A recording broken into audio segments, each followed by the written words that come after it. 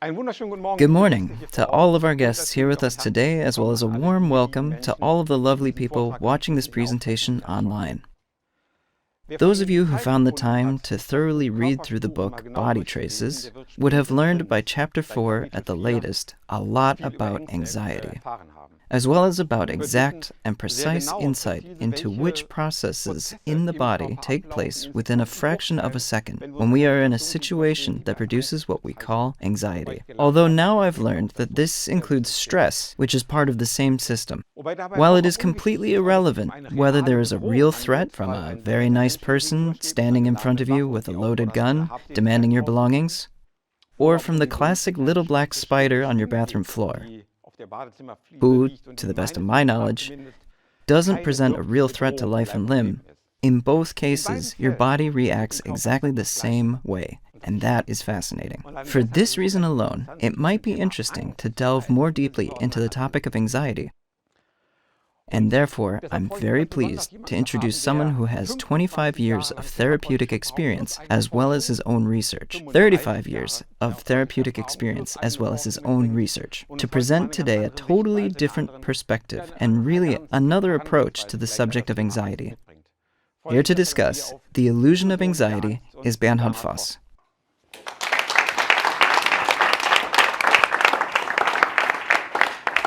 Good morning and welcome to this matinee. I'm very excited to talk to you about the illusion of anxiety. My name is Bernhard Voss, I'm 57 years old, and as Uli mentioned, I have in fact been doing this for over 30 years. I will switch a bit between being formal and informal as I look around this auditorium at all of our friends and friendly faces. Some of you will first see this on a screen and therefore I'll address you more formally versus those in the audience. I really have been doing this for over 30 years, and that's a bit embarrassing, but I truly have been doing this for over 30 years. And I would have never guessed that, or at least back then never understood, that as a physiotherapist would be constantly working with anxiety. I thought I worked with muscles. Later I thought I worked with fascia. Then later I thought, wow, osteopathy. Now I work with organs too. Everything is an expression of a fundamental tension, and this fundamental tension is ultimately nothing but anxiety.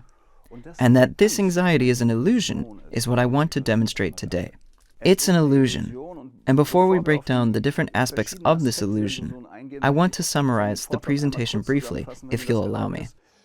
And as Ulrich mentioned earlier, at the age of 57, the lighting in these rooms is getting worse, and that has nothing to do with my eyes. If I may, I'll start with the summary of the presentation, and after that you can turn off the video. The psyche and body are one entity and easy to understand. It really is so. Psyche and body are easy to understand. I hope that after these 2.5 hours, none of you will be able to say, I have anxiety. You'll know that you lied. Of course, you can lie. I lie every day with my psychopathic character structure. But you will understand, I hope, that I have anxiety is a statement that isn't true. The danger of this presentation is that you can never say again that you have anxiety.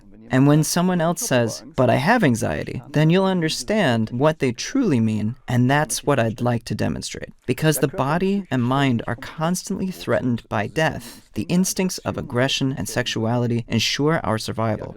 Aggression secures personal survival, and sexuality secures the survival of our genes. The emotions of anger and sadness, in their various forms, additionally ensure orientation in the world.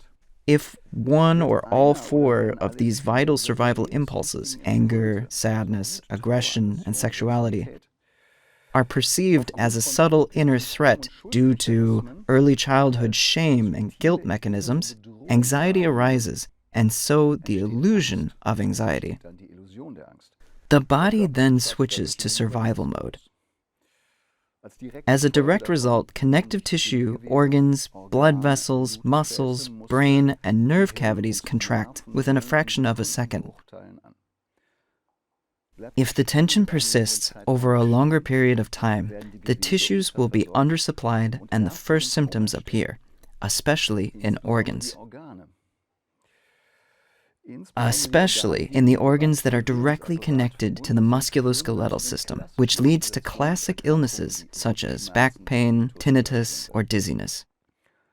If the symptoms persist, they equally affect both the psyche and body, thereby increasing the psychosomatic alarm status. Finally, this persistent, and I must emphasize this inner permanent alarm manifests itself as chronic illnesses of the body and mind.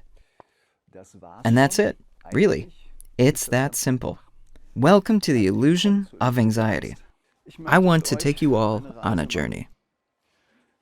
I want to answer the question whether or not anxiety truly exists. And as I've already given it away, anxiety is an illusion. It doesn't truly exist. I'd like to justify this claim by exploring 1 to 2 spiritual traditions. We'll look at the classical psychological perspective that, in some ways, shares this idea. We'll look at it from a medical perspective, so what is anxiety medically? We'll look at the psychodynamic perspective, which will hopefully be the central and most exciting aspect of the lecture. We'll see how illusions manifest themselves. We'll see how they materialize themselves and lead to symptoms. We'll look at a few examples. Finally, and probably more crucially, we'll talk about what we can do about it. What are anti-anxiety agents? What can we do to not only be free from anxiety, which is easy in principle, but to become fearless? Anxiety and fear. We'll differentiate them shortly. Becoming free of anxiety is really quite simple, which we'll see in about half an hour. Becoming free of fear is another different aspect, but it's also possible. Thereafter, you'll no longer be able to say, I have anxiety. You'll formulate it totally differently. And finally, we will see what kind of awareness we need to have so that we can continue to become more fearless and freer from anxiety. That's where I want to take you. So we'll first take a look at the spiritual traditions. We'll explore a few spiritual traditions, and one of which that I feel quite connected to, and not just myself, but Simona and others as well, is all based on a real person named Buddha Shakyamuni, who lived roughly 500 years before Jesus.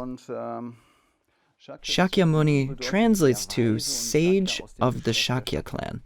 Back then, in southern Nepal, there were roughly 16 different aristocracies, 16 small kingdoms who cooperated with each other and sometimes went to war. He was a son, the son of a king. He was born in a palace. And as a therapist, it's interesting to know that his mother died 7 days later. Maya, his mother, died 7 days after his birth, and he was raised by his aunt. Naturally, as a Western therapist, we would immediately dive into his early childhood trauma and interest in spirituality. If the world doesn't love me, then at least God must love me. A pre-trans shift, according to Silva. I don't believe that's a fair assessment, but I found it interesting that one of the most influential people in the world grew up without a mother. But he had a very sheltered life. He grew up in a palace and had a seemingly normal childhood. He grew into a young man and was trained in martial arts, in fact. We always think of him as being so nice, yet he also studied martial arts. And he supposedly had 500 wives by the age of 29. So he had a completely normal male socialization that every man among us can relate to. 500 wives. So maybe he wasn't so holy. And at the age of 29, he starts sneaking out of the palace. He wanted to see what life was like on the outside and made his famous 4 trips. On his first trip, he saw an old person whose neck looked like a turkey neck. And again, he's only 29 years old and grew up totally sheltered and taken care of. He goes on a second trip. He sees a person suffering from fever. On his third trip, he sees a dead body lying on the street. And each time he asks his guide, who helps him leave the palace, "Hey, will this happen to me too?" And the guide replies, "Yeah, it will happen to you too. You'll get old, you'll get sick, and you'll die." And on the 4th trip, he saw an ascetic, a Brahmin who was meditating. That's about when it became clear to him, everything I'm experiencing right now is only fleeting. Something's not right. What's the point of all this if I get old and die? So he decided to leave the palace at age 29 and spent the next 6 years wandering. He actually became an ascetic and met all of the greatest yogic masters of northern India, and he relatively quickly absorbed their spiritual practices and understood how consciousness worked and quickly surpassed his teachers. He subsisted on a single rice kernel per day, if you can try to imagine that, and from a single drop of water. And eventually, he understood that something's still wrong. No matter how far he pushed himself and starved his body, his spirit would never be free. And so he went north of Gaya to a small city in northern India. There he sat under a peepal tree, which we now call the Bodhi tree. And if you ever go to see this Bodhi tree, today you'll find the offshoot of the offshoot of the offshoot under which this Buddha once sat and refused to move from that spot until he understood aging, illness, and death. That means all of the anxieties that we have, such as getting old, we're going to suffer loss, and we will definitely die. How can this be transformed? And he didn't stand up again until he was fully enlightened. And I can't tell you much about this moment, because we simply don't know. But he didn't stand up again until he reached total enlightenment, and he knew that he would never be able to share with others the things he experienced under that tree, until a simple farmer walked by who saw this Buddha. Bud translates from Sanskrit to understand, which then becomes the one who has understood. Siddhartha, or the one who reached the goal, Gautama, the herd leader, Siddhartha Gautama Buddha, he sees this 35-year-old man sitting there, and he looks completely different from anything this farmer had ever experienced before. This simple farmer lived in northern India, in a place where spirits were said to live. And he looked at him and asks, "Are you a god?" And Buddha sits there and answers. He probably didn't say nah, but somehow answered no. And then the farmer takes another look and asks, "Are you a Gandharva? Are you an angel?" And he answers, "No, nope, I'm not." This confuses the farmer because he looks like a god, like an angel. He's positively glowing. "You're a yaksha, a nature spirit." And Buddha says, "Nope, not really." And the farmer comes up with the craziest idea. Because he wasn't an angel, a god, or a spirit, "Are you a human?" Buddha sat there and answered, "No." The farmer was tired of guessing and asked, "Well, then what are you?" The Buddha answered, "I am a Buddha. I am awake." Being Buddha means to be awakened to reality, in which the self is extinguished, along with aging, illness, and death. Nirvana means extinguished. And he understood something essential, that we live in a dream, that we live in an illusion. And he thought that he could never explain that to others. But he then gave 84,000 teachings over the next 43 years. He then taught that aging, illness, death, and loss are our greatest traumas. In Western languages, traumas. And that attachment, rejection, and confusion were our greatest spiritual obstacles. And from all of these factors, all suffering arises. According to him, there are 84,000 forms of suffering, and therefore, he created 84,000 teachings to show us how to deal with them. We're not going to go through 84,000 teachings. That's a bit much.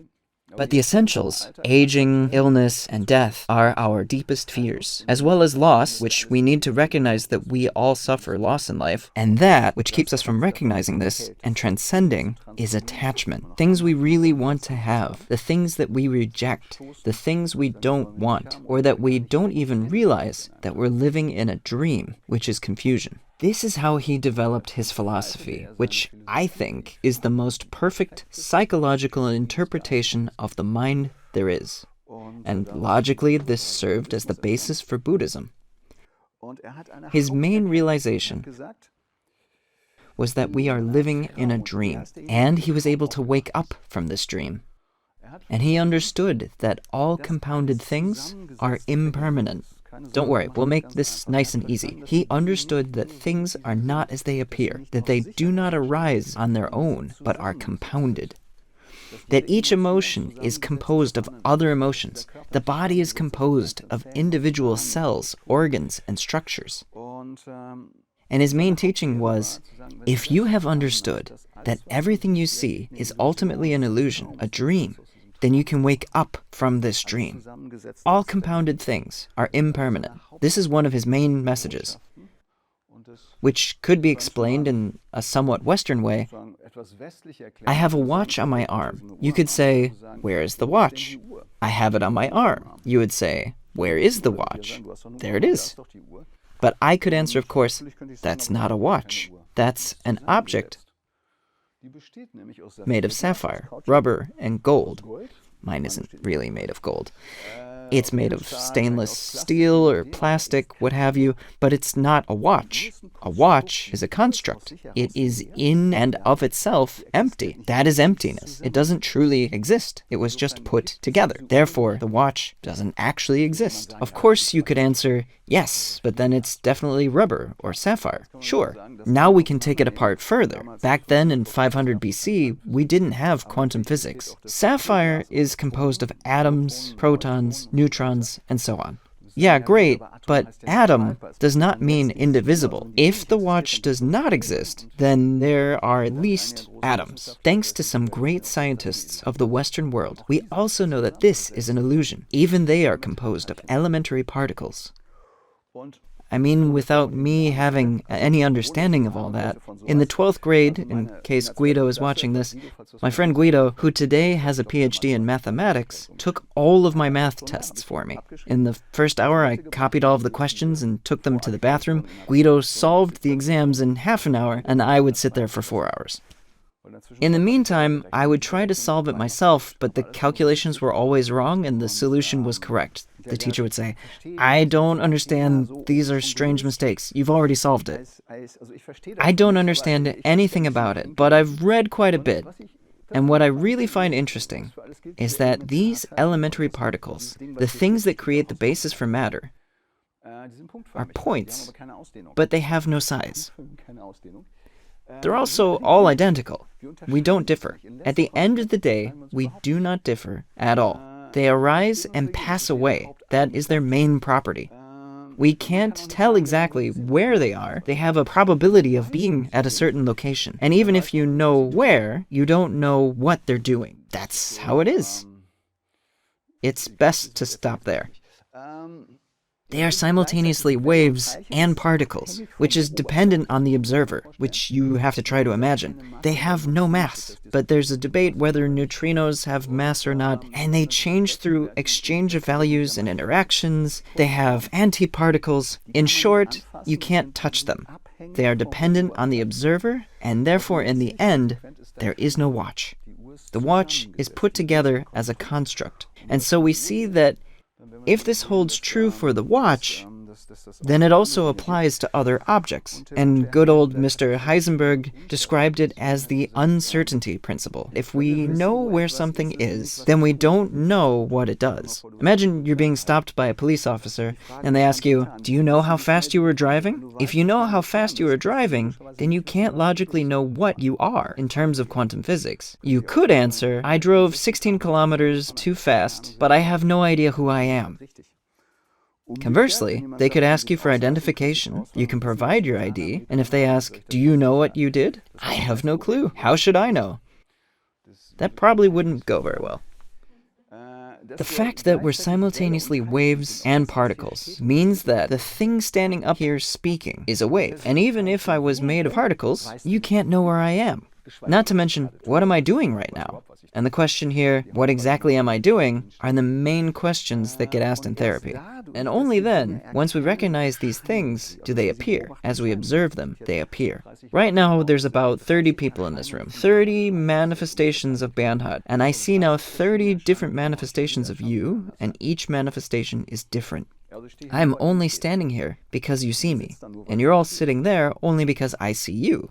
I think that's a pretty cool concept.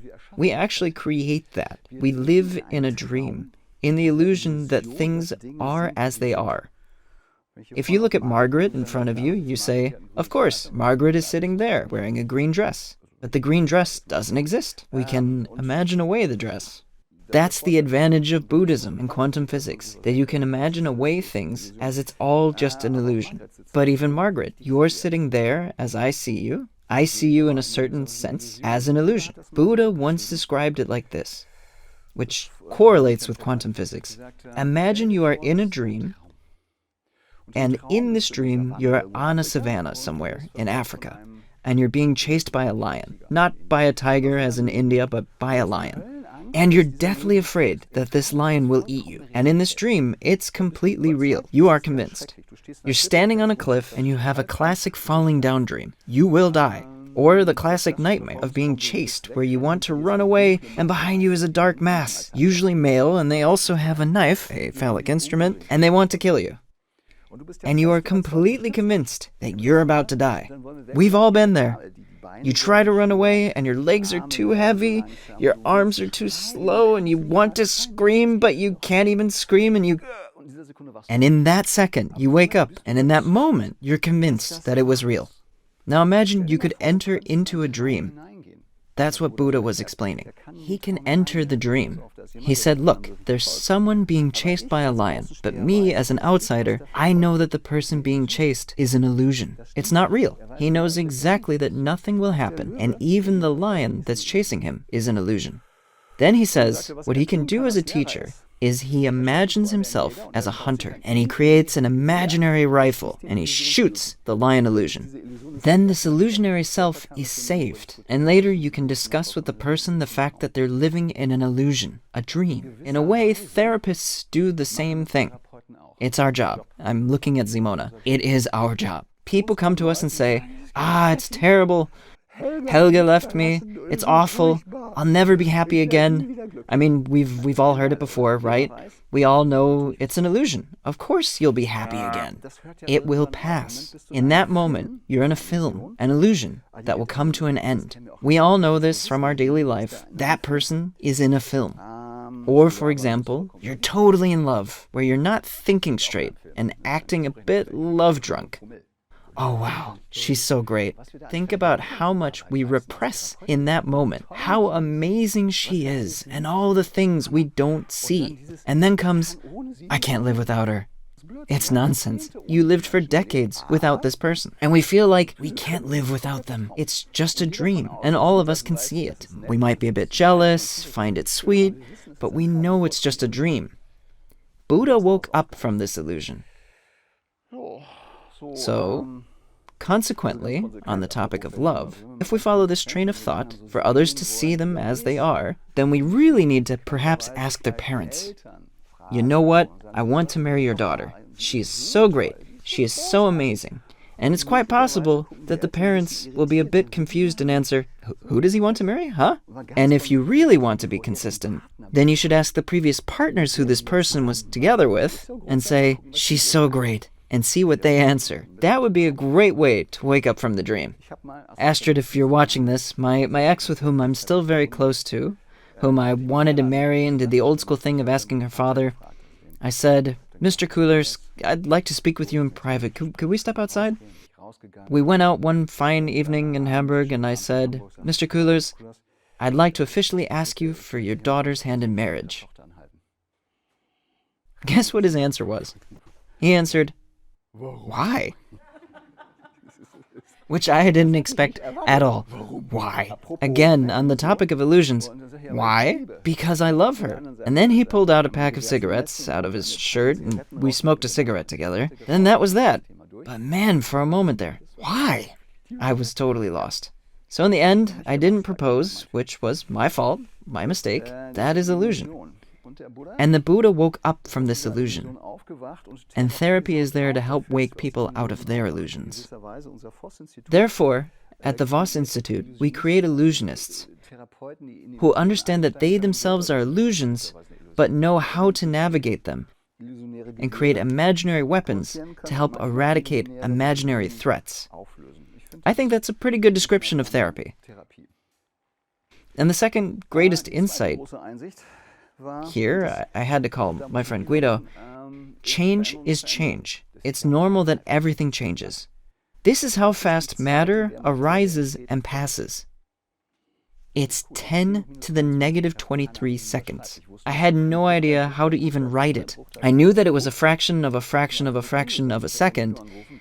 I called my friend who took my exams for me, and I asked him how to write 10 to the negative 23, and he said, you write 0.000000022 times, then you write 1. This is a fraction of a fraction of a fraction of a fraction of a second. And in this time, according to quantum physics, material exists and ceases to exist. So I stand before you and perceive that I'm standing before you, and you perceive me on the subject of illusion and waking up. But in reality, I'm looking right now at Uli. Uli is there and not there. He exists and ceases to exist in this incredibly fast fraction of a second, which is how film used to function. Willie, our camera guy, did you work with real film before? Already before his time. That one hurt a bit. So, moving forward, we used to put film into a camera. You've really never done that. I've been doing this for 35 years. If you look at old movies in theaters, they were made of individual frames, and only by playing them quickly, one after the other, we would see motion. Even that is an illusion. They're individual images. In terms of what's physically here, the materials exist and cease to exist in this 1/billionth of a second. I find that interesting. That's part of the illusion, to believe that this object is concrete. We can't possibly think fast enough to perceive in that fraction of a second, I exist and cease to exist again. Now imagine you could perceive this and transcend it. This is what is meant by awakening, or translated as waking up from a dream. This dream that Buddha woke up from. Afterward, he could perceive everything. It's all emptiness. Everything is oscillating. That form and matter are the same. That's how you write it. That's 10 to the negative 23rd power for the mathematicians among us. I hope I haven't forgotten a zero. Even I exist and cease to exist. Our thoughts arise and pass in this time. Traumas, to bring it back to anxiety, arise and fall in a blip. So the anxiety that you had 3 seconds ago, it's definitely not the same anxiety that you feel now. And of course, we don't perceive it that way. It's like that film. But if we could pause the film and focus our mind on it, we would immediately see that it's all an illusion.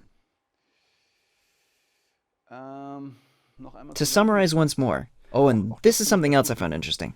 If you look at the way atoms are built, you can see that they are 99.999% empty space. So the majority of what is here is mostly made of empty space. There's no anxiety here. It arises and passes in pure emptiness. And if it actually was there, we don't know where it is, and it has no sense of time, location, it has no past, no present, and no future. And that which is sitting here, you are sitting opposite of me now, consequently, you have no past.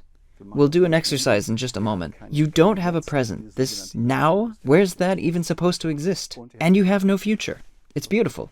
You know what? You don't have a future. That should comfort all of the patients who come to you. But it doesn't. It only increases the illusion. You don't have a past. But it's really a therapeutic mindset. What you're experiencing now is a dream, and therapy helps us to wake up from the dream. There are different methods, even meditation helps, but that's not our job. According to physics, the plenum is a non-local space. Here matter exists and ceases to exist. On the topic of changes change, a single cubic centimeter of our brain contains 100 million neurons. In other words, 100 million nerve cells, which is per nerve cell at least 1,000 connections. A brain has 10 to the 14th power, that's 10 with 14 zeros, synapses or connections. And between them, they process 10 to the 24th power actions. So much for the things in life we think we can control. So this idea of having control over our lives, we don't even have control over our own brains. Not in the slightest. There are a few differences. There's 100 trillion somatic cells, which you can't even imagine. They're 1/1000th of a millimeter long. The largest cell you can see is the ovum, which is 1/40th of a millimeter long. It's as long as a grain of sand. That's breaking it down from an elemental physics perspective.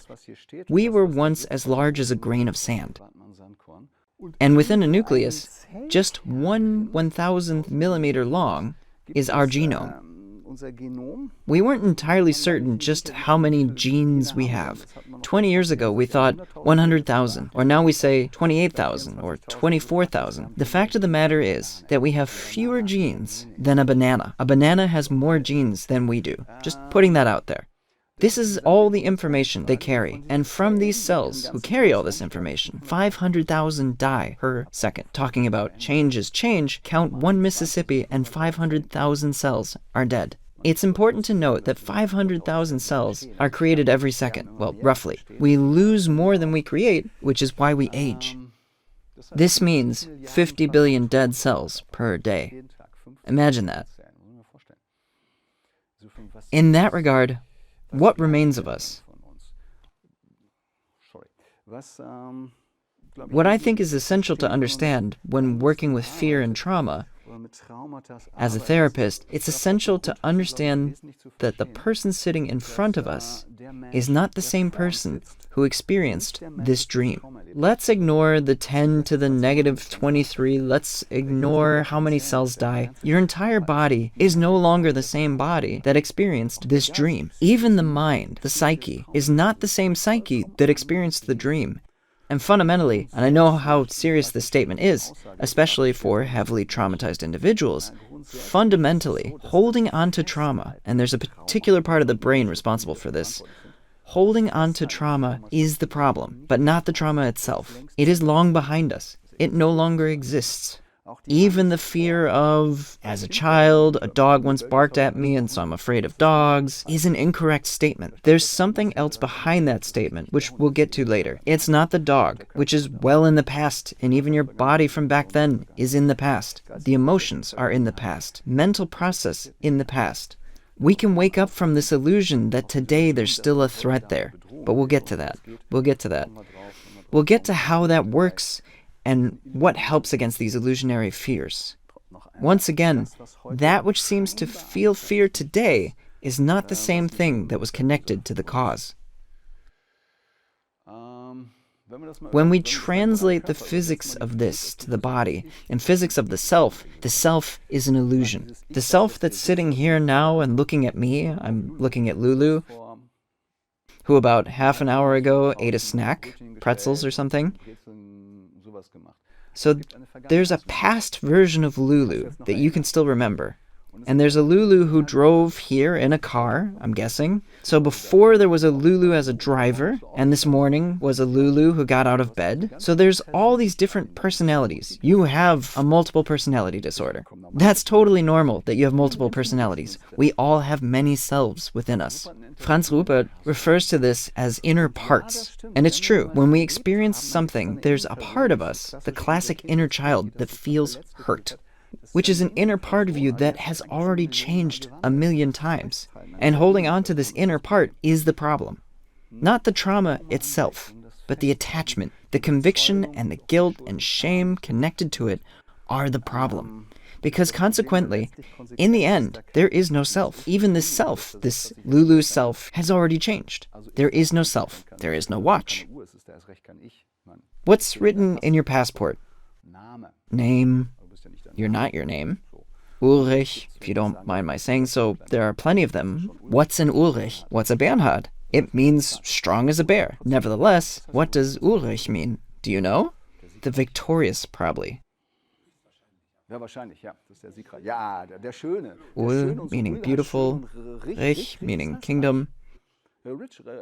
So the beautiful kingdom. There we go. There are a million Ulriches, Bernhards. It's not an identity.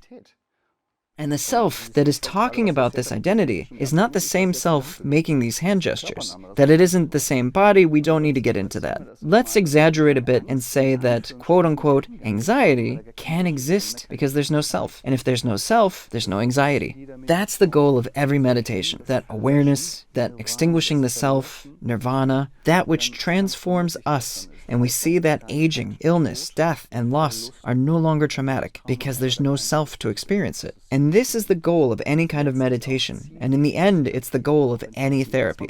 Even when therapy first works to build you up, to make you stronger, and then say, hey, you know what? Now you can go buy bread at the store. But even that doesn't exist. Let's take it a step further and look at psychology, or psychotherapy, and meditation together as two pathways leading up a mountain. One is the northern route, and the other is the southern route. The southern route seems to be easier. Let's say this is meditation. But sitting on a pillow for ages is also not so easy, especially with everything rattling around in your brain in the stillness. Like saying, I went deep into myself for a minute and ran out screaming. That's what meditation is, and you'll end up incredibly horny, by the way. You still with me, Willie? Good. I'm trying my best. So if this watch doesn't exist, then is the self also an illusion, which is exactly what all the greatest sages of the world will tell you.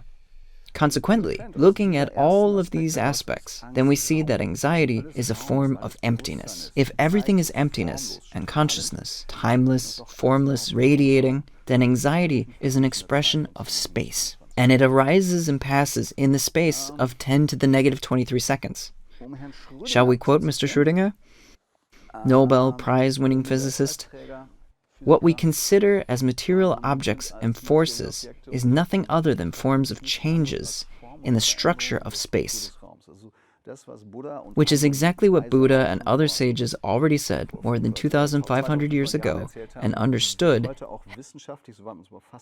has now become everyday science. But not only Schrödinger said it, others did too. We don't need to be Schrödinger. Even the Dalai Lama said, suffering arises from the non-recognition of the true nature of the world in which we live. Things aren't what they seem to be, but instead are composites of other things. In the end, there's only emptiness, spirit, and consciousness. If we're just minds, and if you understand minds, you understand everything. Once we understand consciousness, and we automatically become fearless, and consequently I could end this presentation here and say, we're all going to sit down and meditate and experience fearlessness and freedom from anxiety. The self will be extinguished, nice and easy. It's true to a degree, but you need to do a bit of training typically. We can spring back to the West to Einstein. We've come to the conclusion that space is primary and matter is secondary. It's the same information. It's almost already boring. We know this to be true, but often don't get around to implementing it in our daily lives. Rumi, a Persian mystic, apparently the most commonly read mystic in the US. He lived in eastern Anatolia, near Konya. And the Eastern Roman Empire had stretched all the way out to Persia back then. And this part of the Roman Empire was known as Rum, or the man from Rum, which gives us Rumi. And he said, I looked for God everywhere, and I couldn't find him anywhere. There is no God. The only thing I found was love. Emptiness, you can call it emptiness or consciousness, and love is the driving force. And he doesn't mean esoterically or romantically, but rather, if everything else dies, if you take everything else away, including anxiety, the only thing that remains is love. And then the ego dies, the dark tyrant. Lots of great quotes from Rumi. Like I mentioned, he's the most read in America. Even here in the West, not just in the East, we had our own mystics. Jacob Böhme was a master shoemaker. Try to imagine. He had 3 enlightening moments in his life, and as a simple man, he began to write them down. Aurora was the name of his life's work, the daybreak and the rising. And no matter where he looked, he couldn't find God. He found God in everything. This is theosophy. God is in everything. In every tree, every bush, every person, it's in everything. A very simple man, not well educated, a Western mystic. Another famous man, Lao Tzu, we actually don't know much about him. He came from China and used 5,000 characters to speak the unspeakable. And the unspeakable is once again emptiness, consciousness. The Tao you can be told is not the eternal Tao, which says it all already, but this is how the Tao Te Ching begins. 5,000 characters to speak the unspeakable. And there's nothing in there about fear, nothing. Only the dissolution of illusion. The Bhagavad Gita is the divine Gita, the song of the divine song. Isn't that beautiful? Hinduism shared the same idea in the Vedas and what's called the Upanishads. Likewise, his work was allegedly not channeled per se, but allegedly transmitted by the gods. This divine song that once again describes the same thing. There is no self, there is no fear, only emptiness. Also, I think the divine song is just beautiful. In Judaism as well, Shekinah, the radiant glory, is part of the Zohar, the mystical commentary on the Torah of classical Judaism. The Zohar describes the essence of God, the way God truly is. The Kabbalah, the mystical aspect of Judaism. Allegedly transmitted from Elijah, Daniel, and Ezekiel, prophets who lived 900 years ago before Christ, then, around 1300, published as a book of mystical knowledge of Judaism. Like every religion, it has a deep mystical knowledge.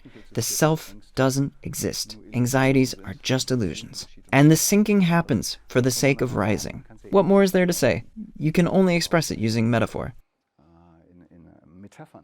And the light shines in the darkness, and the darkness has not overcome it. No one has ever seen God. Consciousness is consciousness. It doesn't matter how much ego we build on top of it. No matter what apparent darkness and shadow parts we have, no one has seen God here. And it was John who said that, the one who met Jesus on the Jordan River. All things were made through it, and without it, nothing was made that has been made. Even this is a reference to the idea that everything is emptiness. There is no self, no anxiety. When you go through this transformation and wake up from this dream, then everything will be good. And one more from the Heart Sutra, a central teaching sutra, a doctrine. Form is emptiness, and emptiness is form. Form and emptiness are inseparable. Of course this is true. If we get up on the roof and jump off, it's going to hurt. No one would suggest otherwise, even if we know that the body is made of emptiness. No one would suggest that wouldn't hurt. Nevertheless, consequently speaking, in the stillness, we are beyond the body, beyond the fear, and at the same time, they're two expressions of the same basic energy. Everything is an expression of emptiness. Kalu Rinpoche, a great master who at age 16 went on a retreat for 3 years and then spent another 12 years meditating in a cave. His teacher, the 16th Karmapa, came and pulled him out of the cave. "You're coming back to class. I don't want to leave my cave." He had to be dragged out. He didn't want to do anything else. He just wanted to sit. He was emptiness. His teacher didn't have anything to teach him anyway. This is a beautiful sentence, isn't it? Whoever believes that the world of matter is real is more foolish than a cow. Whoever believes that it is not real is even more foolish. Of course, we are matter. We know that we are impermanent, but of course, we still have a sense of matter, and we work with matter. Even the Dalai Lama needs to eat and drink and go to the bathroom. A story about him, when he came to the West for the first time in 72, 75, out of his shell. And these brand new, young Western Buddhists asked him, "Where would you like to go?" He wanted to go see a steakhouse. And they were vegetarian and sweet and didn't want to kill anything, so they were completely appalled. He ordered himself a big steak, because in Tibet, there's hardly any grain. They normally eat yak. And the others ordered their salads because they wanted to be modest and good. So he looks over at them, thinks a bit, and says, "Well, even for your salad, a cup of blood went into it. Even it needed to be farmed, and there were little creatures on it, and it was ripped out of the ground. Then it was transported and frozen. Plenty of little creatures had to die. Even a salad costs blood." That was his first instruction, you could say. Everything you experience isn't truly real. If you think you're being perfectly good, that's an illusion. That doesn't mean only eat meat, but that's a cool translation. It sounds complex.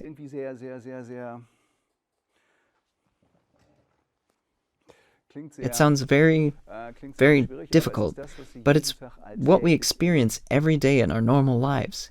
It's actually nothing special at all. When you present consciousness so simply, there is an awake part of us, which is active for all of you. You are listening to me. I hope you're still awake. The brain is in beta wave state, the awake state, where you are at the center of the world, so to speak. Apropos environment, you could ask, where is the environment? Please point out the environment. Exactly, around the center of the world. Just to be clear, you are the center of the world. So for all of the environmental activists, I am the center and I will save the environment. In the first world, the environment is the mother and they desperately want to save mommy. We're not there yet, but we'll talk about it again later. We have a waking state. In this waking state, there is a separation. And that's perfectly fine. Here am I, and here are you. As a therapist, we work to help you establish your personal space. Where you're standing, no one else can enter. It's not something everyone can do, saying, no, I don't want that. This is my boundary. I don't want that. A lot of people can't do it. They learned it in early childhood. As a therapist, we work a lot on the waking state, but it's also the case that we sleep at night. When you sleep for 7 hours and dream for roughly 2 hours, we have 2 hours of dream time. And in this dream time, there's also a self who flees from lions or from some dark, nefarious situation, or we're following a woman. Wow, is she pretty? A Galadriel. Or other wild things like flying. But the thing is that in this dream state, we have a self, but something is different. The concrete beta wave self becomes a theta wave self, perhaps a bit of alpha wave state or dream journey state that flows into the theta wave state. And then we can do anything in our dreams. We can take a trip to Australia, we can become an animal, and our self becomes more fluid and dissolves and has more possibilities. This self also exists. And so the question becomes, where are we when we have dreamless dreams? Where is the self? We have phases where we are dreaming, but don't have dreams. So where are we then? From an outside perspective, of course there's someone lying in bed, but where is the internal self? There is no self anymore. This is the exact state that all of the great sages try to describe. We are timeless, formless, radiant consciousness. You could tell that to each of your clients. Guess what? You have no fear. You don't even have a headache. You are timeless, radiant consciousness, and if you just realized that, you wouldn't have any problem anymore. It's easy, totally simple. In principle, it really is. You do it every night. It's completely enlightened state, nirvana, the extinguished self, dreamless. The only difference between a great yogi practitioner is that he can do it consciously. When he is conscious, he is awake. When he dreams, he is awake. And when he's dreamless, he's totally awake. My teacher can do this. He's gotten a bit older. A friend of mine once treated him. The teacher was there for an hour and lay on the table in deep, deep sleep. And my friend Jörg looks at him and says, what am I supposed to do with this Lama? Am I allowed to touch him? And he understood. His consciousness was awake and answered, you can do whatever you want, while his body was deep asleep. When you can consciously dream, and there's people who have trained themselves to do this, imagine you can still remain conscious even when you're dreamlessly sleeping. And when you can do this, you've accomplished quite a lot. You definitely won't feel anxiety anymore. The average attention span is less than 3 seconds. Meaning you're listening to me now and it will be gone in 3 seconds, which is exactly why we're recording this, so you can watch it again. Imagine you want to focus your mind. Shamatha meditation, or tranquility of the mind. In Shamatha meditation, you focus on a single point, like a candle, and you think of nothing else. It's amazing how fast your mind spits things out. In less than 3 seconds, images and thoughts will appear. You'll get a few impressions from the room around you, leaves, or the foot of a statue, and then you're snapped out of it. Less than 3 seconds. Not very long. That's why Buddha once said, if you can hold the mind for 7 seconds, you'll become enlightened. Just 7 seconds. That's how separated we are from this final dreamless state. That's why there are so many traditions, and it's been said that the most beautiful truth from Western philosophy is that you can categorize these 3 states, also known as the Buddha, Dhamma, and Sangha in Buddhism, or the Father, Son, and the Holy Spirit. The Holy Spirit is the pure emptiness. The Son is the manifestation, the beauty, Jesus, and God is the goodness. There's different terms you can apply here, not only Buddhist. Each tradition tried to explain these different states of consciousness. And the good news is that every night we become enlightened. You don't realize it, but you're enlightened every night. This is from Krishnamurti, an Indian. a sage who was supposed to become the teacher of the New World, which the Theosophy Society in India declared him to be, and then later retracted it. They decided that we don't need a single religion. We don't need a single philosophy. Truth is a pathless land. That's beautiful. Truth is a pathless land. It is the truth that will bring forth a new society, not the communists, the Christians, the Hindus, and so forth. It is the concept that remains when other concepts are removed, when concepts of fear and tension are gone. That would be it. He's talking about truth. What is truth? We're going to do a truth experiment, if you like. We're going to experience a bit of truth. Shall we? Then tonight you can no longer say you didn't know. We'll do a pleasant experiment. You at home in front of your screen can join us if you like. And since I have your total trust, go ahead and lean back and close your eyes.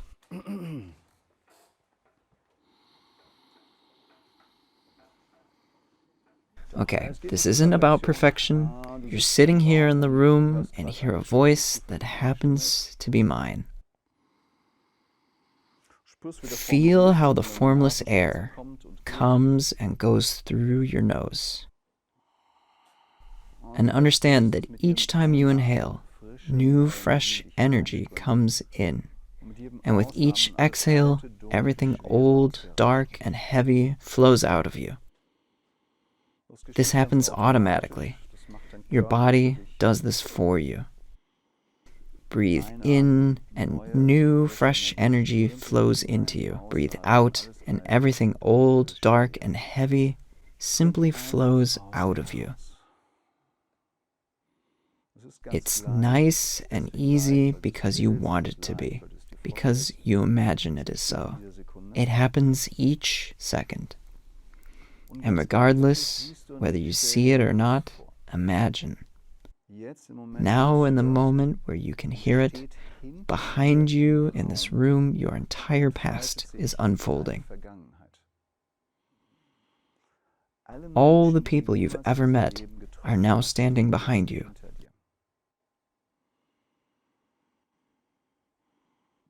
All the experiences you've had in this life are now behind you.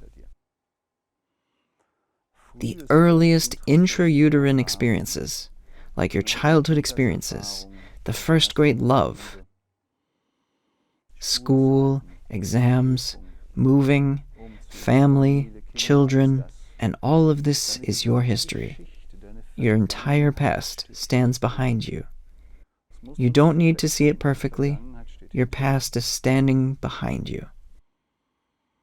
At the same time, behind you stands the past of each of the people whom you've met. Your parents, grandparents, great-grandparents, the entire systemic past is there behind you, including all of the people they met, all of the sorrow and joy that they experienced. Your past is behind you. Before you now in this room, your future is unfolding. Everything that is yet to come. Everything that you know is coming your way. The drive home tonight, when you drive home from this matinee, this evening, or your day tomorrow, whether you're going into the office or not, next weekend when you go to visit your smiling children, your next vacation, the next Christmas. Everything that you seem to know about the future is unfolding before you. Behind, your past extends to the horizon.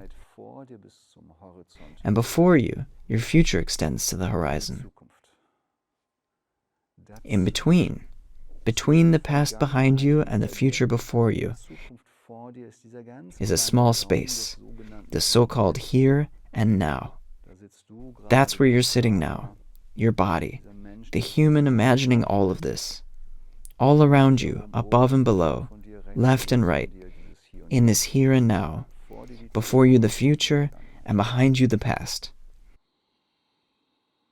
Now, a miracle comes to pass. The moment you hear this sound, the past behind you will dissolve, piece by piece.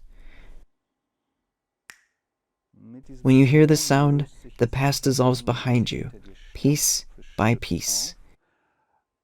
Everything that used to be, what you experience as the past, now becomes pure emptiness. It becomes pure energy. It becomes fluctuation. It becomes radiation. It becomes light. All of it melts away and leaves only radiant consciousness, formless and timeless. Behind you there is no past.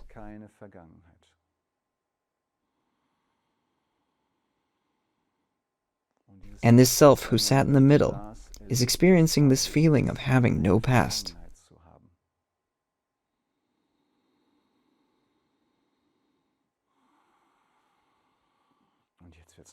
And now it's about to get even better. When you hear the next sound, this construct of your future will start to dissolve.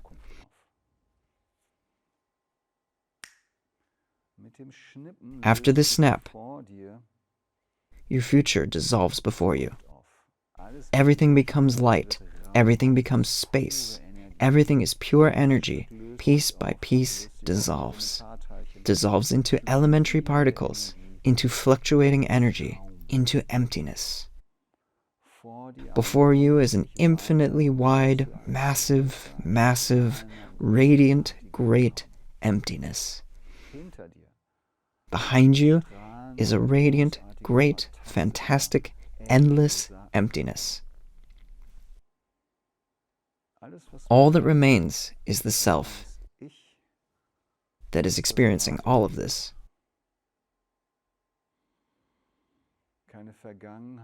No past, no future, pure existence.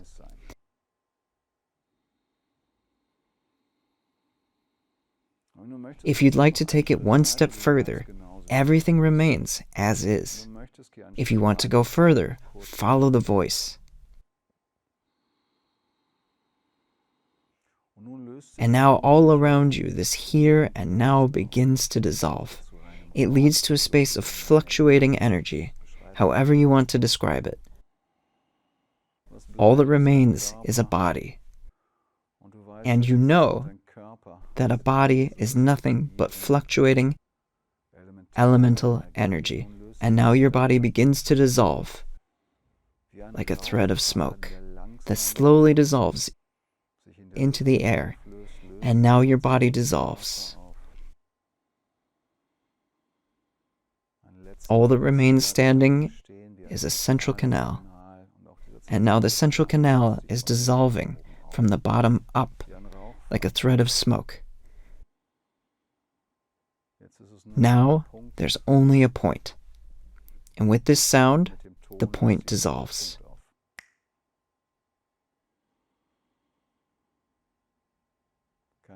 No past, no future, no here and now, no self. Everything is now radiant emptiness, endless, timeless, formless, full of potential. Each atom vibrates with anticipation and is held together by love. Everything arises and passes in this emptiness. Everything is the joy of emptiness. Then, piece by piece, you notice how slowly but surely this conditional world manifests itself around you, and how your body slowly comes to exist. All protons and neutrons flow together. You experience gravity, and you feel your body now refreshed and renewed as it manifests out of this emptiness, and something essential has happened. Previously, we thought we were our bodies, and now we understand that we have a body. Bodies and speech are means to assist others. We are, and understand it now, timeless, radiant consciousness, even before there was a form. Aging, illness, death, and loss lose their power over us. So we decide to maintain this view in our daily lives. We wish all beings lasting happiness through understanding the nature of their consciousness. Then, like a fish out of water, we come back to our so-called daily life. Quick question, how does it feel to not have a past? Nice, isn't it? No need for therapy. All therapists immediately become jobless. Nothing. That's illusion. Alright, we'll take a short break, and then we'll take a look at something much more tangible from a medicinal point of view, and see what happens when we feel anxiety, and from a psychological perspective, and see from a medical perspective what we can do about it. Quick break, and hit pause.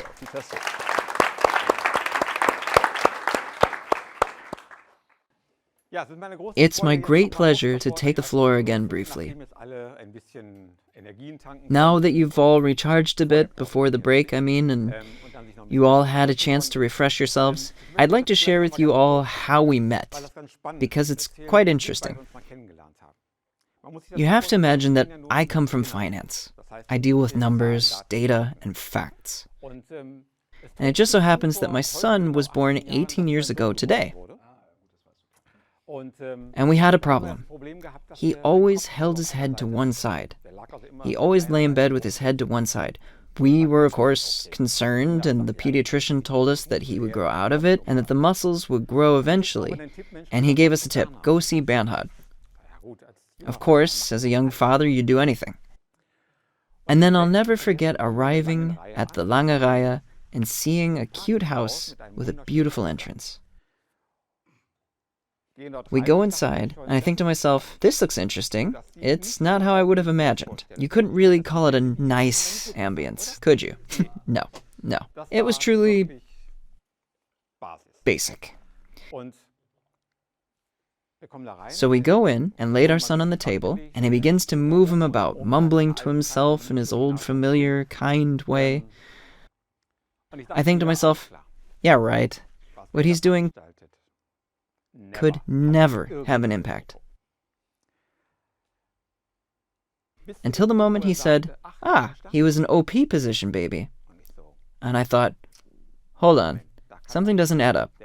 He wasn't at the birth, and we didn't tell him anything about it. There's something different about this guy. The interesting part of the story is that from that day on, our son could look in all directions, without issue. And it wasn't a muscle problem, but rather, what was it again? Atlas misalignment. Something to that effect. That was the point where I realized that there's a lot more out there than what I already knew or what classic medicine teaches us. And for me, I'm always then reminded of the saying, the shore of knowledge is the coast of ignorance. The more we know, the more we realize how little we know. That's why it's always interesting to delve into these topics. I'm going to remember that one. That's good. I'll use it in my next lecture. So on that note, I hope you all have fun with the next part of this presentation, which probably won't go as deep into the topics, or maybe at least not as much theory. No more. Please enjoy the second part. Thank you.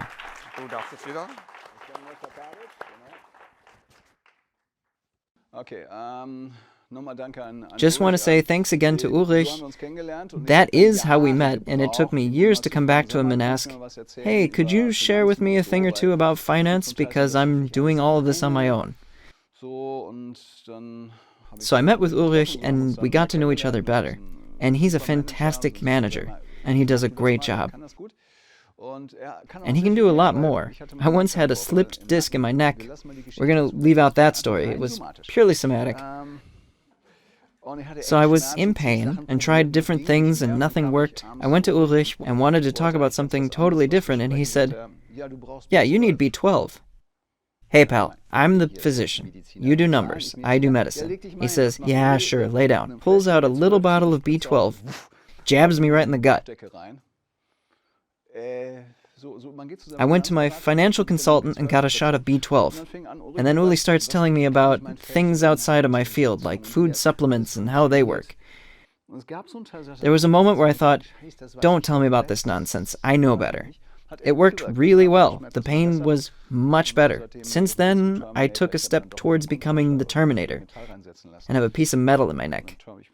So yeah, transhumanism works for me. I'm half Terminator. So Uli is much more than just a finance guy. We're growing closer and closer together from different planets. And we realized that in the end, everything flows together, and the middle springs a river, no doubt about it. We've moved forward, and apropos, a theoretical step backwards. Along came Schrödinger, the Austrian Nobel Prize winner. You might be familiar with the state of his cat. Apropos, form is emptiness, and emptiness is form.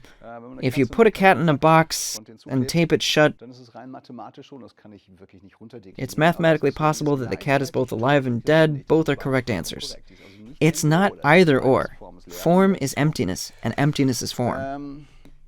That only applies to cats, but not for dogs. That's not how our dog works. We have a tenancy agreement, and it states clearly that he's immortal, and he's going to stay that way. So yeah, Schrödinger's cat. Great. Let's take a look at psychology, not psychodynamics. Some psychologists would say they don't have a clue about psychodynamics. But there's a psychological perspective on anxiety, which, if we take it to its logical conclusion, anxiety doesn't really exist. Let's take a look at the psychological perspective. Classical psychology makes a distinction, and I'm very aware there's different literature on the subject, between a so-called real anxiety, which is also called fear, which actually comes from the High German fürchten, and a so-called inner anxiety that arises without any external stimuli, which is also referred to as the neurotic anxiety. Apropos neurosis, why is it called neurosis? In about 1770, at that time in medicine, neurology wasn't yet separated from psychiatry. And when people had strange symptoms that could not be traced back in the body, they said, well, this is a disease of the nervous system, without an apparent cause. They must have a mental problem, which is where the term mental hospital comes from. When they really started digging deeper into the nervous system is when they split off from psychiatry and gave us the term neurotic. So if you go swimming in Mallorca, there really are great white sharks in the Mediterranean Sea. The Strait of Messina is a nursery for great white sharks. The chances are low, but nevertheless, it could be the case that you go for a swim in Cala Mayor, and suddenly a shark is there smiling at you. At that point, a fear reaction is actually physiological, not neurotic. But even then, we could debate about it. If the Dalai Lama went for a swim there, he probably wouldn't react with fear, because he understands that everything is one, and say, oh, hey, a friend from the deep. And they always have that big smile. When you look at one and get a bad feeling, then the body and mind would not distinguish between a real or inner anxiety. This anxiety is not anxiety. You'd say, we're all afraid of sharks. No, not necessarily. You can train yourself to be around them, but if you're not that far developed mentally, then we can say, well, the body reacts with a fight, flight, or freeze response, which is physiological, evolutionarily developed, but physiological in nature. It's not an anxiety, it is fear. Inside your body, the same things happen for both, by the way, but it is a fear reaction. Inner anxiety is a feeling of insecurity without an external cause. You're walking down the street, you see a large group of people walking towards you, and suddenly you're scared. Or you're giving a presentation, and suddenly your heart starts pounding, your body is shaking, and the words just won't come out of your mouth. We'll look at it medically in a second, but that is neurotic. Put simply, anxiety is a reaction that isn't appropriate to the environment, and in this sense is always neurotic, not physiological. Even classical psychology tells us that it's a non-environmentally appropriate reaction. In that sense, neurotic, which, in a way, is also an illusion. Even if they then describe quite a lot that way, nevertheless, they differentiate between fear and neurosis. And yes, it's true. When someone has a trauma means a wound, when someone has truly experienced trauma, and I mean a major trauma, I'll explain more in a second, then it can truly be the case that, or as a therapist you'll see that, it's often the case that even the smallest triggers in the environment, smells, less so visual impressions, physical contact, instantly trigger old trauma and old memories, which then, at that moment, the fear reaction isn't environmentally appropriate, but it's explainable. This is a main aspect of therapeutic work, when we try to understand why do you have a headache, because headaches are also a symptom of anxiety, or dizziness, because dizziness is a tension. So why do you have so much anxiety and tension? It's a totally normal physiological process. I mean therapeutic process. So in that sense, a major trauma can later explain an unexplainable inner anxiety. Nevertheless, even this anxiety that occurs is still an illusion because the trauma happened long ago, and the body of this mind is no longer the body of the mind that experienced it. In this respect, a fear, or a physiological reaction, can lead to inner anxiety. In this way, I am an explorer, a treasure hunter looking for the source of the anxiety. Where did the persistent tension start? And if there wasn't a severely traumatic event, then the anxiety is always neurotic. And what exactly is trauma? There's a few definitions. Like I mentioned, it's a wound. Another definition, according to Franz Rupert, someone whom I haven't met yet, but I incredibly appreciate based on his books, he said, a trauma is the highest state of arousal of the organism. The child we see here is listening to her parents and hears something awful like, "You wanted this child, I didn't want to have it." That's not the worst possible scenario. It's in some ways still a good scenario. If the child is threatened, possibly raped or abused, then the child, as an organism, enters into an immense state of excitement. And what that means exactly, I'll explain in a second. It has no way to express itself vocally or with movement. Just to get directly to the point, as intense as this statement may be, when a child is abused and held still, or their mouth held shut and not allowed to move, that is the ultimate trauma. If the child can scream, then the trauma is less impactful. If they can run away, hit, or fight back, then it's less traumatic. If neither is possible, then it is the most severe possible trauma that we can experience. That's why we're going to talk about what can help later, what you can do. In general, you try to do everything you can to get the physical system moving again, because this freeze mode, freeze response, which we'll explore more medically, can't be resolved from within. And that's why it's good that people can touch the body and say, "I'll help you a bit, as much as I can. I'll help mobilize your body, because I know that you can't move it on your own from the inside. So for the moment, I will help you move." And as soon as you become more mobile, you take on the movement yourself and you keep moving. When we talk about depression, that means to push down. Depression is what it means. Whether it's a serious case or lighter case, when they don't get out of bed and don't leave the house. That's why, for any form of trauma, it's good to physically get them moving, as an osteopath, physical therapist, ergologo, or other therapists. Lulu, here in the audience, takes care of heavily traumatized children. You know a thing or two about this. The other thing that helps is the voice. Simply talking about it. And we'll see later that the voice is an expression of aggression. Just talking, even about something totally different, will relax the physical system. Voice and movement, the two things that weren't possible at the moment of trauma, are then used by the therapist as a rough strategy to get the system moving and expressing itself, verbally expressing itself. That's one definition of trauma. And the worse the trauma was, the more it's stored away in the brain. There's a structure called the hippocampus. It looks like a seahorse, and it's as big as your pinky, roughly. But it has to have been a severe trauma. And at that point, the brain doesn't stand a chance. When it recognizes a smell or hears a voice, the hippocampus is fired off, and the person is brought right back to that moment of trauma. But this is normally an exceptional case. It has to have been a severe trauma. Otherwise, the body experiences anxiety, which isn't real. But for the brain, it is real. So looking at psychology, we'll go back a step. They differentiate fear from anxiety.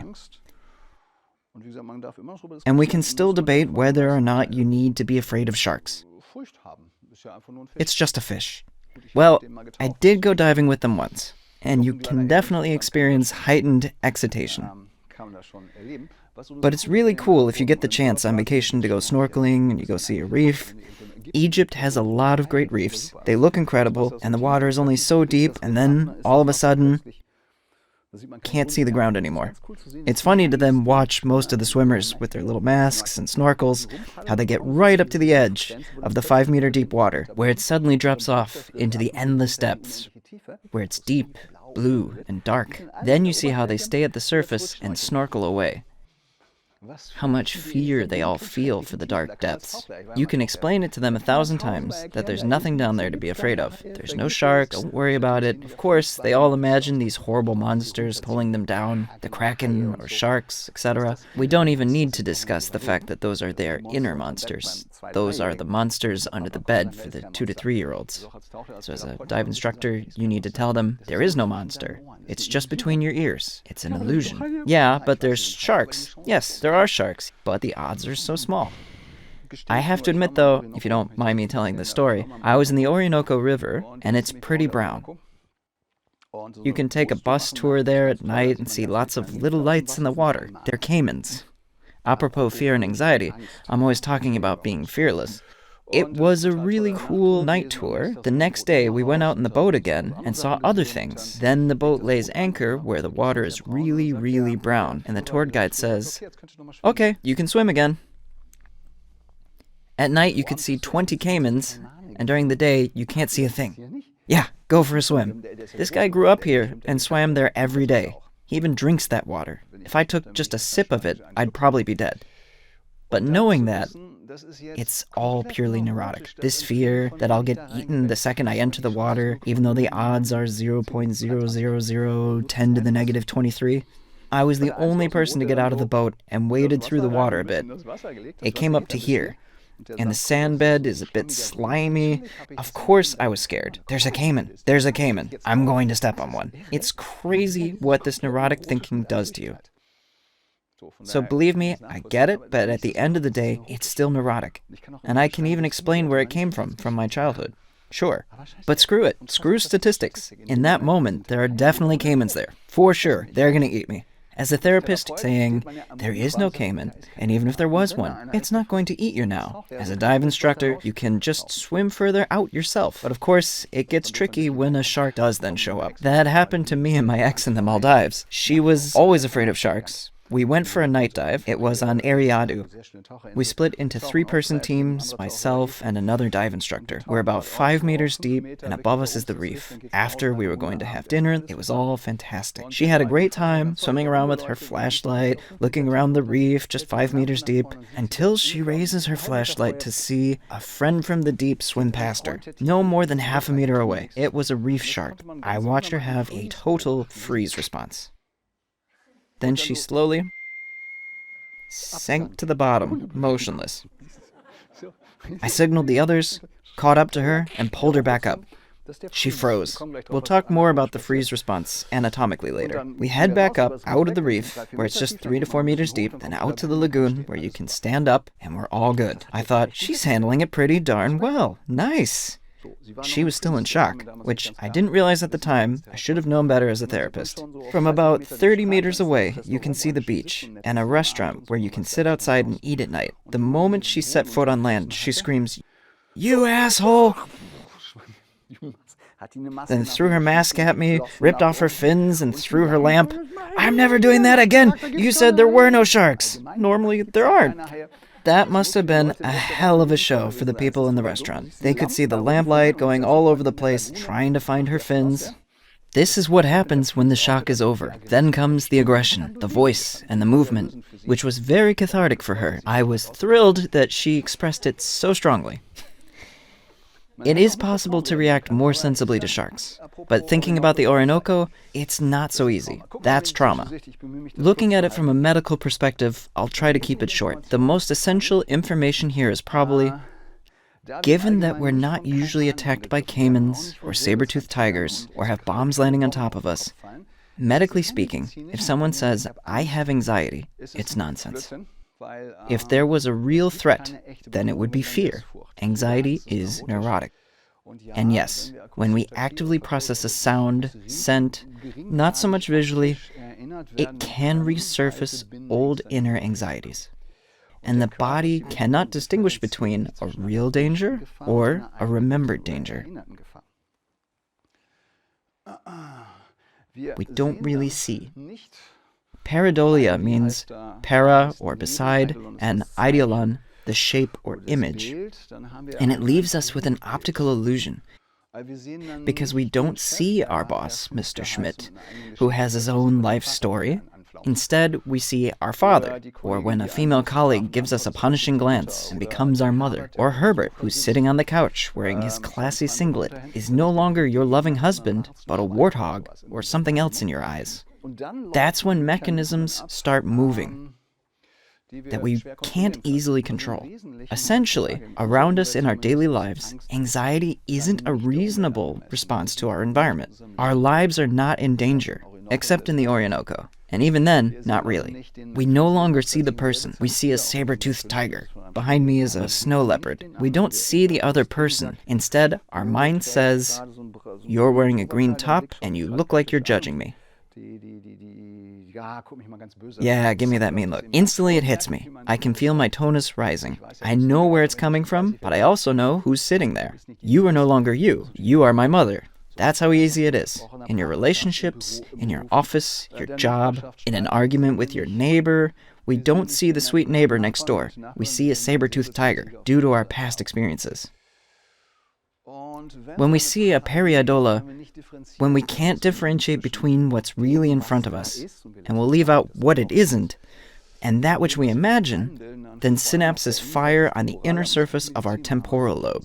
How many doctors do we have with us today? Physicians? One? Not a crazy amount, huh? I'm going to try my best to explain it for the physicians.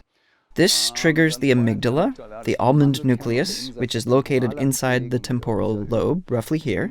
It starts to fire, and it fires at the hippocampus. So roughly about here is the amygdala, in front of the temporal lobe, and it fires at the hippocampus, this little seahorse structure where intense experiences are stored. Not every traumatic event is stored there, but the more intense, the more our brain retains it as a danger to us. If we were actually attacked by a tiger, which is very unlikely, and we saw a person in a tiger costume, it could trigger our old inner anxiety. So when the amygdala fires, it acts as our primary fear center of the brain, which we can actually treat. When the amygdala fires at the hippocampus, this little structure at the base of the brain, then simultaneously from the blue dot, the locus coeruleus, the brainstem is activated, and it produces the neurotransmitters for our sympathetic nervous system, our excitation system, that pushes us into fight or flight or shock. It also activates our entire brain. It activates the thalamus, the gateway to consciousness.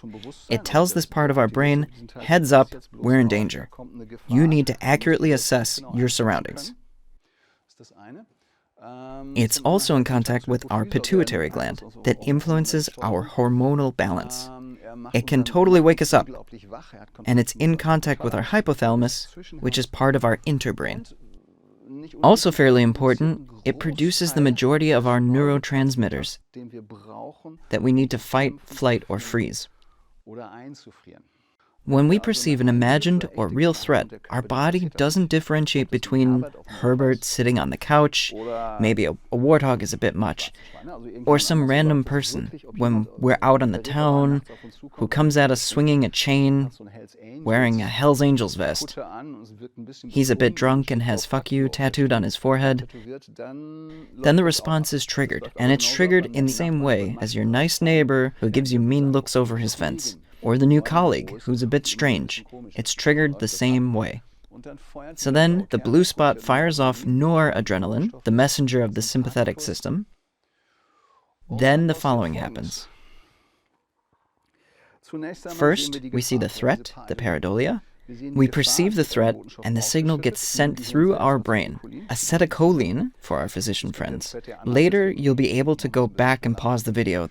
Acetylcholine flows down through the spinal cord, also known as the anterior corticospinal tract, into the nerve nuclei, which lie directly next to the spine, the so-called sympathetic trunk. There it lines the sides, and that's where the noradrenaline is waiting. Now it spreads via further connections, also known as plexus, to contract the organs. That means when we perceive a threat, our organs gradually contract. It takes a while, though. It's a relatively long process. The autonomic nervous system, it acts as our armor. It's our unconscious defense system. I think that's pretty cool.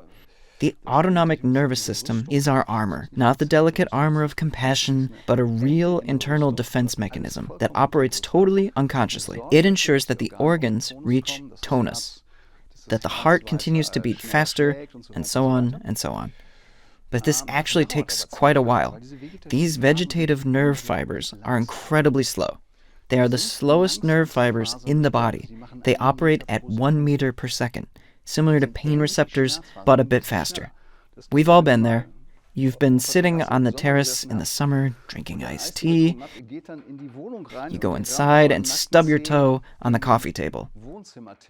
First, you're a bit shocked. You realize you just stubbed your toe, but it doesn't quite hurt yet. That takes a second. The fastest receptors are the mechanical sensors that register instantly when you touch your skin. They move at 100 meters per second. You instantly feel the touch. But the pain receptors and the vegetative nerve fibers are much slower. They move at 1 meter per second, which is why it takes 1.8 seconds for a man who's 1.8 meters tall to reach his brain. It's unbelievably slow, and when we're in danger, it's too slow. That's why the body evolved another mechanism. So when we're in danger, a real threat, our brainstem shoots out acetylcholine directly down the spinal cord, skipping the other connections through the sympathetic trunk, skipping the plexuses. It gets fired directly into our pelvis. And from the pelvis, there are nerve fibers that connect it directly to the adrenal glands. And the adrenal glands produce adrenaline, because the center of the adrenal gland is part of the nervous system.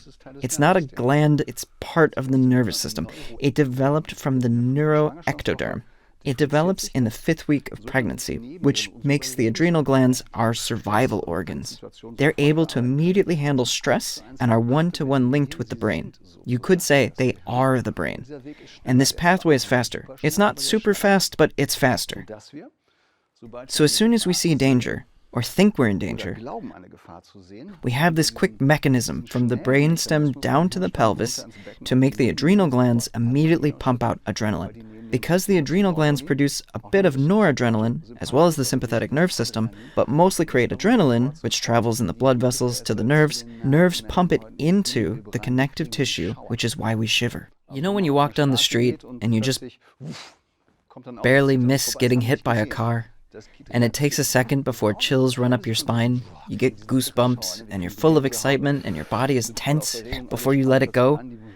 That's a mechanism that needs to function faster than the slow connections of the sympathetic circuit. So when you're sitting for 8 hours at a time in your office, where your boss is no longer your boss, Hermann Schmidtke from the Capital Insurance Claims Department, but instead is your dad, or mom, or uncle, or whoever, then for 8 hours your sympathetic system is going off, and for 8 hours your adrenaline gland is pumping out 8 hours worth of adrenaline, which, by the way, wears out your adrenal gland. So for 8 hours your tonus is rising, your heart rate, your breathing changes, you build up sweat, and so on and so on. Your blood pressure goes up. 8 hours every day, and the fact that it can lead you to develop symptoms is obvious. But again, it's a misperception. It's physiological when a great white shark shows up. We can still debate whether or not they're dangerous, but it's not physiological in your office dealing with capital insurance claims, and it's also not at the post office. So you could say that our bodily reaction to apparent dangers is neurotic. But your body doesn't care. Your brain does not differentiate between a real danger and imagined danger. Amygdala, hippocampus, acetylcholine, adrenal glands, adrenaline, battle stations, the body springs into action. And this has clear consequences. Again, we have this mix-up between a saber-toothed tiger and our neighbor, or whoever we're dealing with right now.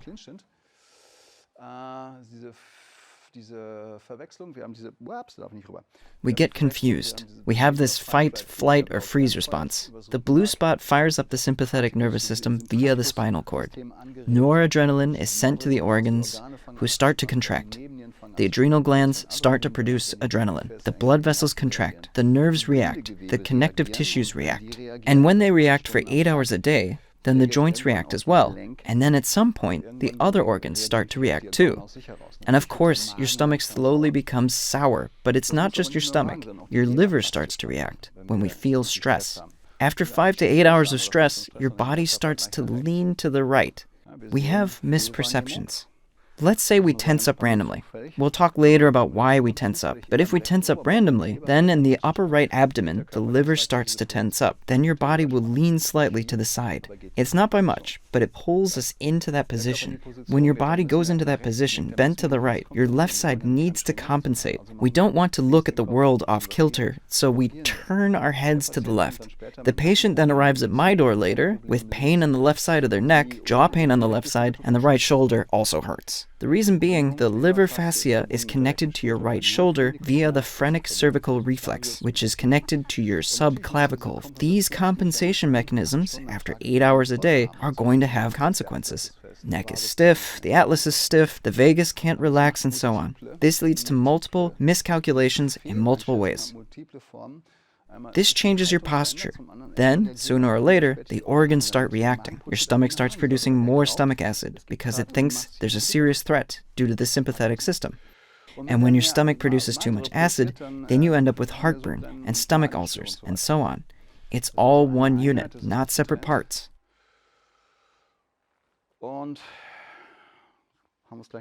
We're almost done.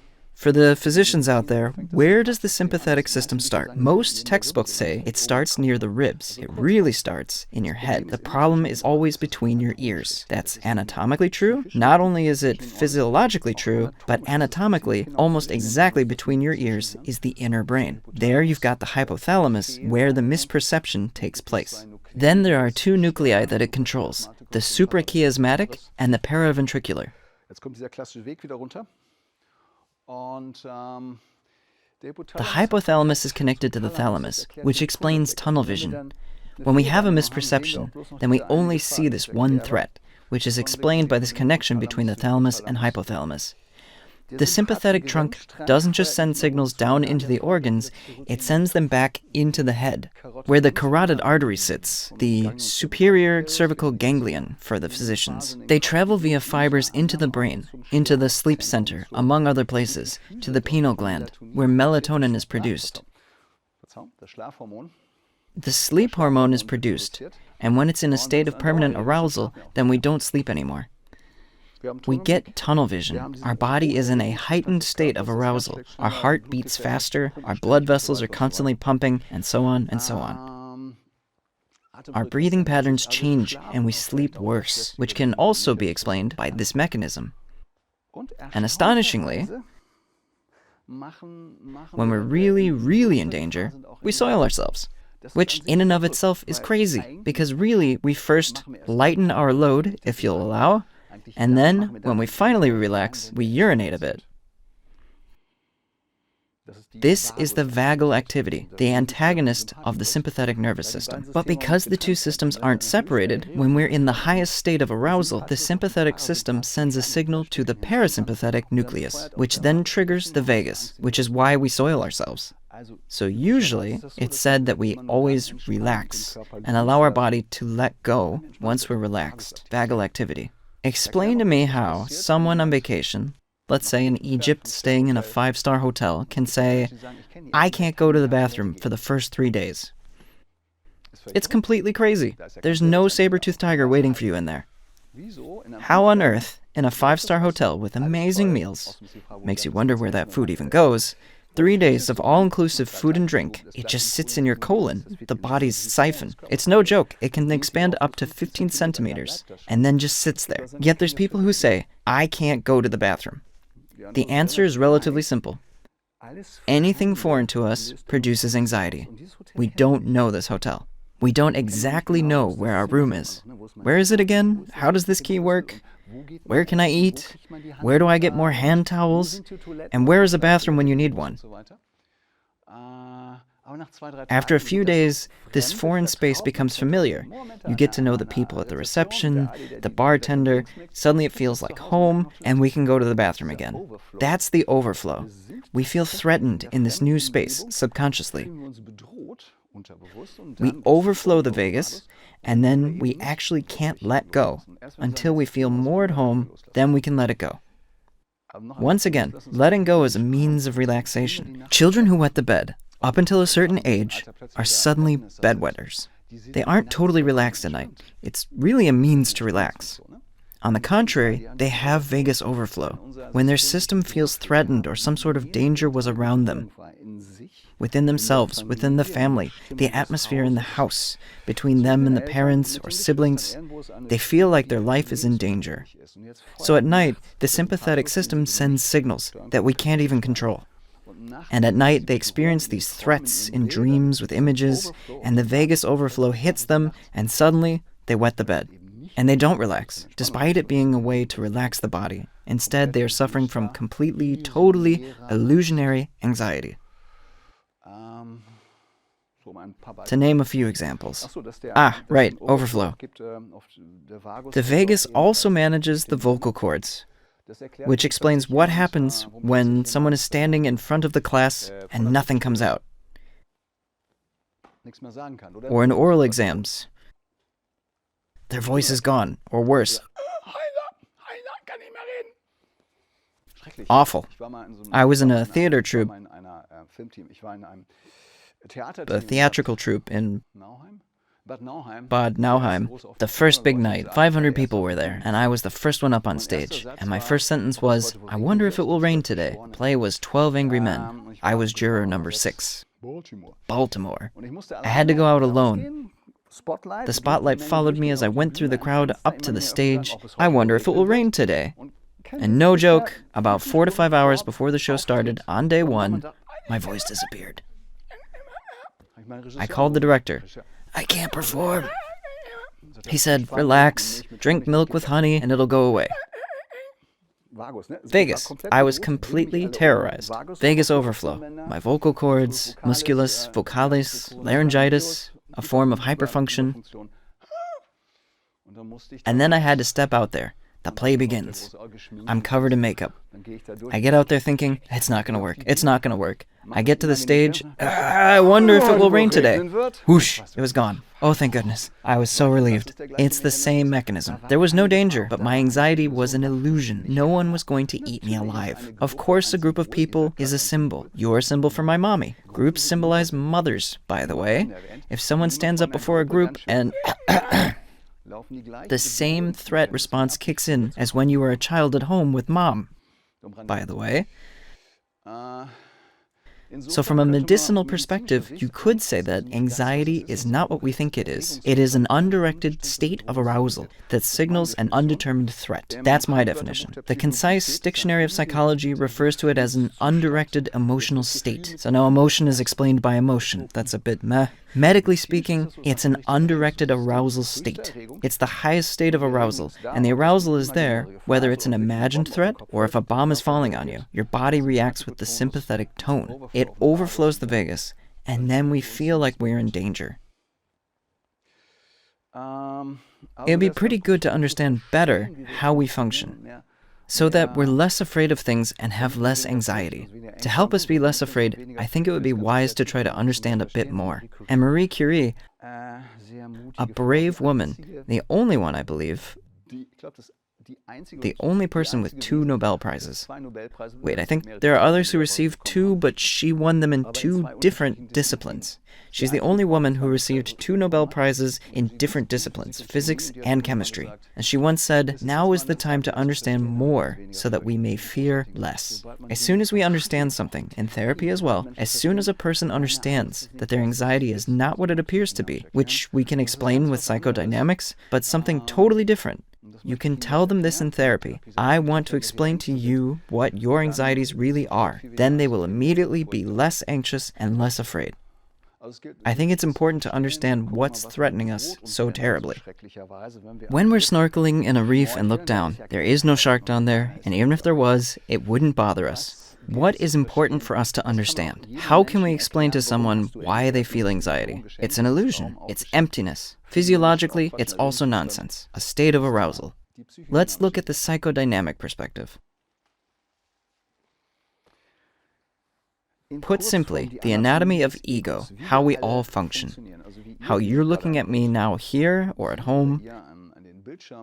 How we all tick. Why none of us are special. How our psyche functions. You could postulate that we all have a surface, I'll use the term from Jung, called the persona. That's what he named it. Per, or through, sona, sound, through the sound, the way you sound to the world. The way I stand here now and look around, the way I look down at the ground, schizo structure. So the surface is something that we know about ourselves. We like to say, that's me. You know when you say, I'm not very proud of that, but that's just who I am. Maybe sometimes I'm jealous, or vengeful, huffy, and so on. Megalomania. Those are a few shadow parts of the self, but we're also many more things. We're joyous, lively. The persona is the part of us that is enlightened. And we know that it's not the problem. What we don't know is the problem. Krishnamurti once said, "We do not fear the unknown, we fear the ending of the known." The end of the known sits on the border between the persona and shadow. Jung called this the shadow because where there is light, let me find it, that's me of course, everyone can see it, and behind us is automatically a shadow. You must consciously turn and face it, otherwise you won't see it. And this shadow is universal. Simply put, it's the same in each of us. We all suppress the same things. There are things within us that we all don't like. And the simplest thing that we all suppress, that we can't talk about, is sadness. We don't like to admit it. And we don't like to talk about how sad we are each time we meet up with our friends. But we all carry a bit of sadness within us. We've all been sad. However, not every sadness gets integrated into us. To say, I'm a sad person, isn't the first thing you bring up at a dinner party where everyone is having fun. Of course, we all carry sadness with us. That's all right. What I also want to talk about a little bit is anger, also an emotion. Emotion, an externally directed impulse, or an externally directed motion. Talking about anger. I'm an angry person, an angry man, an angry woman. That's something you should be able to say, but a lot of people can't. Look, I'm not mad. You have no idea how often this comes up in therapy. I end up saying, look at me and tell me, I am angry, but I'm not angry. Of course you are. You just don't realize it. Why should I be angry? I could explain it to you, but that's not the point. Let's do a simple exercise. Look me in the eyes and say, I am angry. It falls straight onto the floor when they say it. That was great. You need to stay positive. Let's try that again. You're over there, come a bit closer and try again. What's the point? I'm not angry. The more they deny it, the more it really is the case, by the way. But even that's still all right. Shall we do an exercise? No, we won't really. Each of you will come forward and tell us all your biggest anger fantasy, how you'd attack your grandma. It's going to be all right. You won't like it, but you will be fine. Going a level deeper, short version, but we can expand it a bit. We've come to the things we really don't like, such as aggression, the killer instinct in us. To say, I kill, or say, I am a killer, man or woman. To say, I'm an aggressive man, an aggressive woman. Nobody says that. I'm not aggressive. No. I'm a pacifist. Great, but your body isn't a pacifist. Your stomach acid kills bacteria constantly. Your immune system has killer cells, trained to kill viruses. They kill every second and patrol around your body in the millions. If you didn't have an incredibly aggressive immune system, you'd be dead a long time ago. Your body is aggressive, and since your body expresses aggression, you are aggressive. Yeah, right. That's inside the body. No, not just inside it. It can get pretty serious. Destructive fantasies. I get them when I'm on the Autobahn and my little Corsa. In front of me is a Mercedes 200D, and the left lane you're allowed to drive 120, and he's only driving 119, 120, nice and slow. And I imagine 2 rockets would help, just like the James Bond car, and blow him up and be done with it. That's a simple fantasy. There's others. I used to fly a lot more often, of course, and while you're in the air, you can imagine dropping a bomb and it landing exactly there. When I was little, I'd play in the sand like that. A bit crazy, I know. Actually, it's not crazy. Everyone does it. That's definitely more serious. The most difficult thing for us, which we do not talk about, is sexuality. Imagine we do an exercise now. Each of you get 1 minute to come up to the front and tell us your wildest, most aggressive fantasy. Things you already imagined, who you already punched in the head and broke their skull, who you cut up with a chainsaw, or whose eyes you burnt out with a blowtorch. People do that? It sounds insane, but it's true. It's a bit weird, huh? It would be pretty hard for you to do. Then everyone sits back down, and after that, everyone gets up again and has 1 minute to share their wildest sexual fantasy and desires. And your face wouldn't turn red. And you can share it easily. What? It's just sexuality. It's the one thing that we don't have role models for. We learn everything else from our parents. But what we can't learn from them is what a face looks like during an orgasm. That's something you shouldn't learn from your parents. And if you do, it's pretty traumatic, by the way. We're completely naked. It's so incredibly beautiful. We have no clue what we're doing. Everything else we learned from our parents or decided we want to do things differently. But at least an example. We can do things our own way, but we have an example. And that's something that we don't have a role model for. And that's why sex is something loaded with shame, and that's why we're so unsure and feel so naked, by the way. Anger, sadness, aggression, libido are parts of us. And we're so afraid, the first imagined fear, that they'll come to the surface.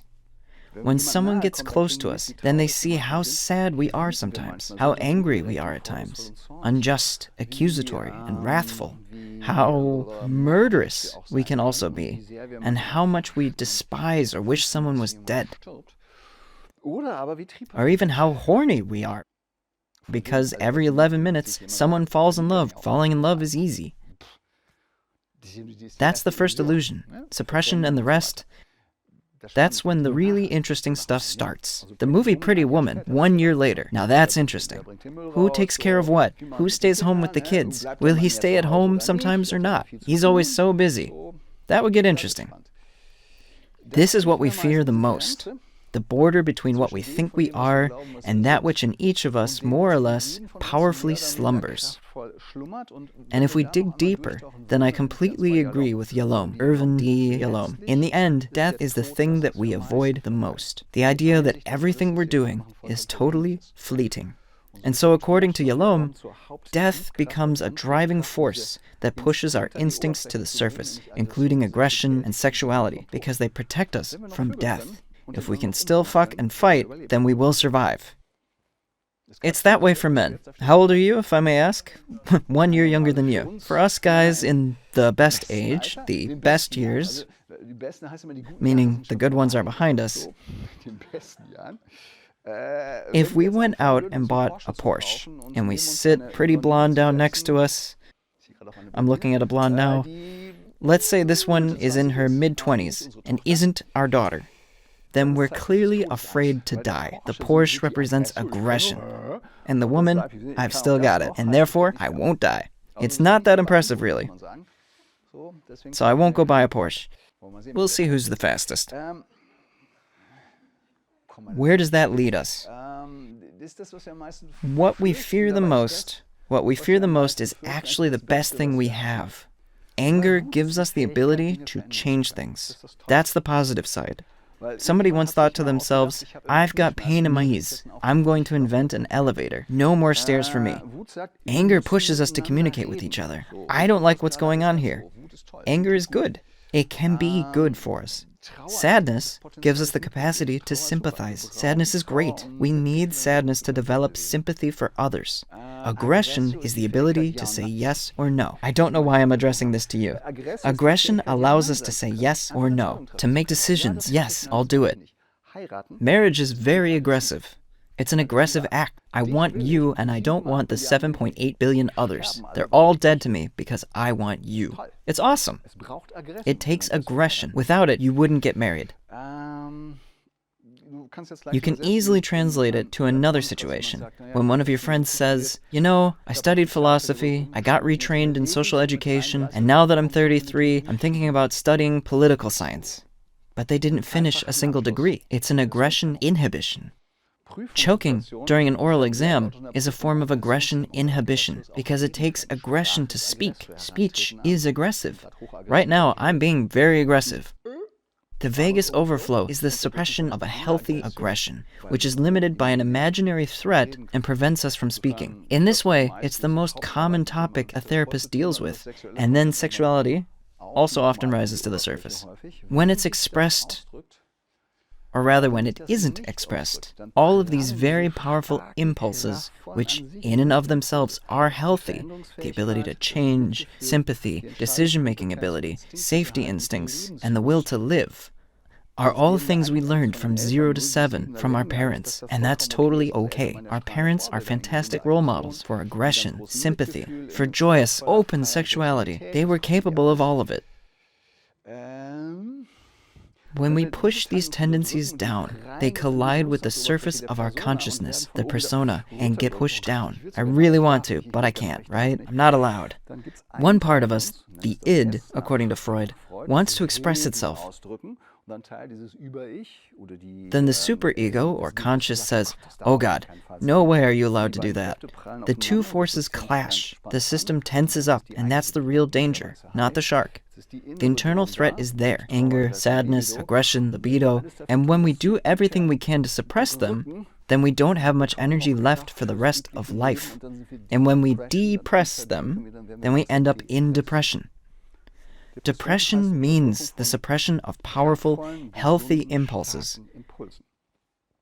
Depression in Germany is radically rising. You can Google TK's Depression Atlas and see that it's gone through the roof, even well before COVID. Children's depression is going way up since COVID. Eating disorders and suicide rates are going way up. It's pretty easy to explain because anxiety always rises when aggression and sexuality are blocked but manage to find some sort of way to express themselves. Aggression means to be able to approach others. Sexuality is, I like looking at you and I'd like to touch you. These are fairly mundane things. Everyone should have learned how to handle them healthily, but when it's blocked and it gets forced through a narrow crevice, the first response is anxiety, and then the next response is violence. When we are in total lockdown, both internally and externally, then it builds up tremendously and things get violent. Violence is not aggression. Violence is a sort of volcano. An inner healthy impulse rises up, and when it doesn't have a healthy way of expressing itself, then it gets suppressed and builds, it explodes as violence. And the person is totally shocked. I have no idea how that could ever happen. But again, it's pretty easy to explain. It's a learned pattern, triggered by the environment. An aggression-suppressed system leads to violence. When your body can't stand up to someone, when you don't talk it out, then it closes itself off. Classic depression, they also close themselves off from others on the outside. Sooner or later, it leads to violence, especially when confronted with death. The main message of psychodynamics is that anxiety isn't what it appears to be. We know that nothing is what it seems, but we know that anxiety is a suppressed impulse. Anxiety isn't a feeling. Anger and sadness are feelings, and their variations, doubt, helplessness, hopelessness, are all forms of sadness. And for anger you have ire, wrath, envy, jealousy, all variations of anger. Aggression is wanting to kill, decisive decision-making, turning away, emotional coldness, are all variations. Sexuality is the will to live, and when you suppress them, due to experience or a learned pattern, then anxiety is the natural consequence. Therefore, anxiety is not what it appears to be, but rather is simply the product of suppressing our impulses. If our impulses are freed, then we would be able to feel sympathy for others. We would be able to change. We would embrace our safety instincts and are able to approach others. And we want to do the things we do, then everything is healthy. Therapy can help you get there. Meditation can help too, but it's a very fine tool. But this is what therapy was made for: physical therapy or other therapies. So the question, what makes us anxious, is posed incorrectly. It's factually wrong. Nothing makes us anxious. We take our inner impulses and we project them onto the environment. For example, on that poor old shark. It's just a shark and just wants to stop by and say hi. Great to see you. Enjoy the ocean. It's an inner impulse that we project onto the shark. Man, is he aggressive? Of course, sharks can be aggressive. I know that. It's an acceptable fear. But snorkeling a bit, then turning around as soon as it gets a bit darker, is completely neurotic. Inner impulses come to the surface and get projected outwardly. There's definitely a kraken down there, or a deadly shark. There's something else down there waiting to pull me under and kill me. Now it's your turn. Ah, wait, not yet. The much more interesting question is, what's holding us back, not what makes us anxious. You can apply it to any life situation. Instead, what is holding this person back? If someone tells you, I feel insecure, your answer should be, what is holding you back? I don't know if I can do it. What is holding you back? I'm scared of exams. What's holding you back in this exam? Normal reactions to an exam are, how should I know this crap? I don't care about this stuff. You just want to throw something at the person's head. Suppressing aggression, buildup, anxiety. That's the real question, not what makes us anxious. Nothing makes us anxious, unless it's a shark, and at that point it's fear, not anxiety. We are holding ourselves back. Even the Dalai Lama came to the conclusion that anger is creative. He considered it an unpleasant feeling and tried to meditate it away until he realized that anger can be a creative impulse, which he stole from another book. Someone else I know very well wrote a book about it. I co-authored it. Anger is good for you. And he stole it, and he didn't even mention me. The same ideas are in there, translated a bit into Buddhism, but here's the blurb for the book. It's good. Anger is great. Aggression is great. The will to live is great. Sexuality is great. And sadness is also good. We'll translate what that means for phobias. Phobos, here is the Harvard definition. Phobos is a Greek god, and his name translated means fear, and comes together with Deimos, the god of dread and terror. Phobos and Deimos, Greek gods or spiritual beings, or also called deities. A phobia is an inner impulse transferred to an object. That's not what's written here by Harvard Health. I'll show you in a second. It's Harvard, but still a university, and so they didn't quite get it right. You guys know better. Give it a try. Elevator anxiety. Try to imagine what would hold a person back from getting in an elevator. We know they don't actually eat people. There isn't any real danger. It's an illusion. Now imagine you're standing at the back of an elevator. There's 5 people standing in front of you. You stop at the 4th floor, and then 3 more people get in, which forces the others to squish you in the back. Which impulse surfaces inside you? Do you suddenly feel sympathy and love? Instead, what do we get? Do you know? Oh, you know. You've been trained. What surfaces when you're in an elevator and everyone is pushing you against the back? Claustrophobia? Of course, confinement causes anxiety. But in that confinement, which impulse arises? You want out. What do you have to do to get out of there? Ah, that's great. First you feel confined, then you want to get out, then you make some space.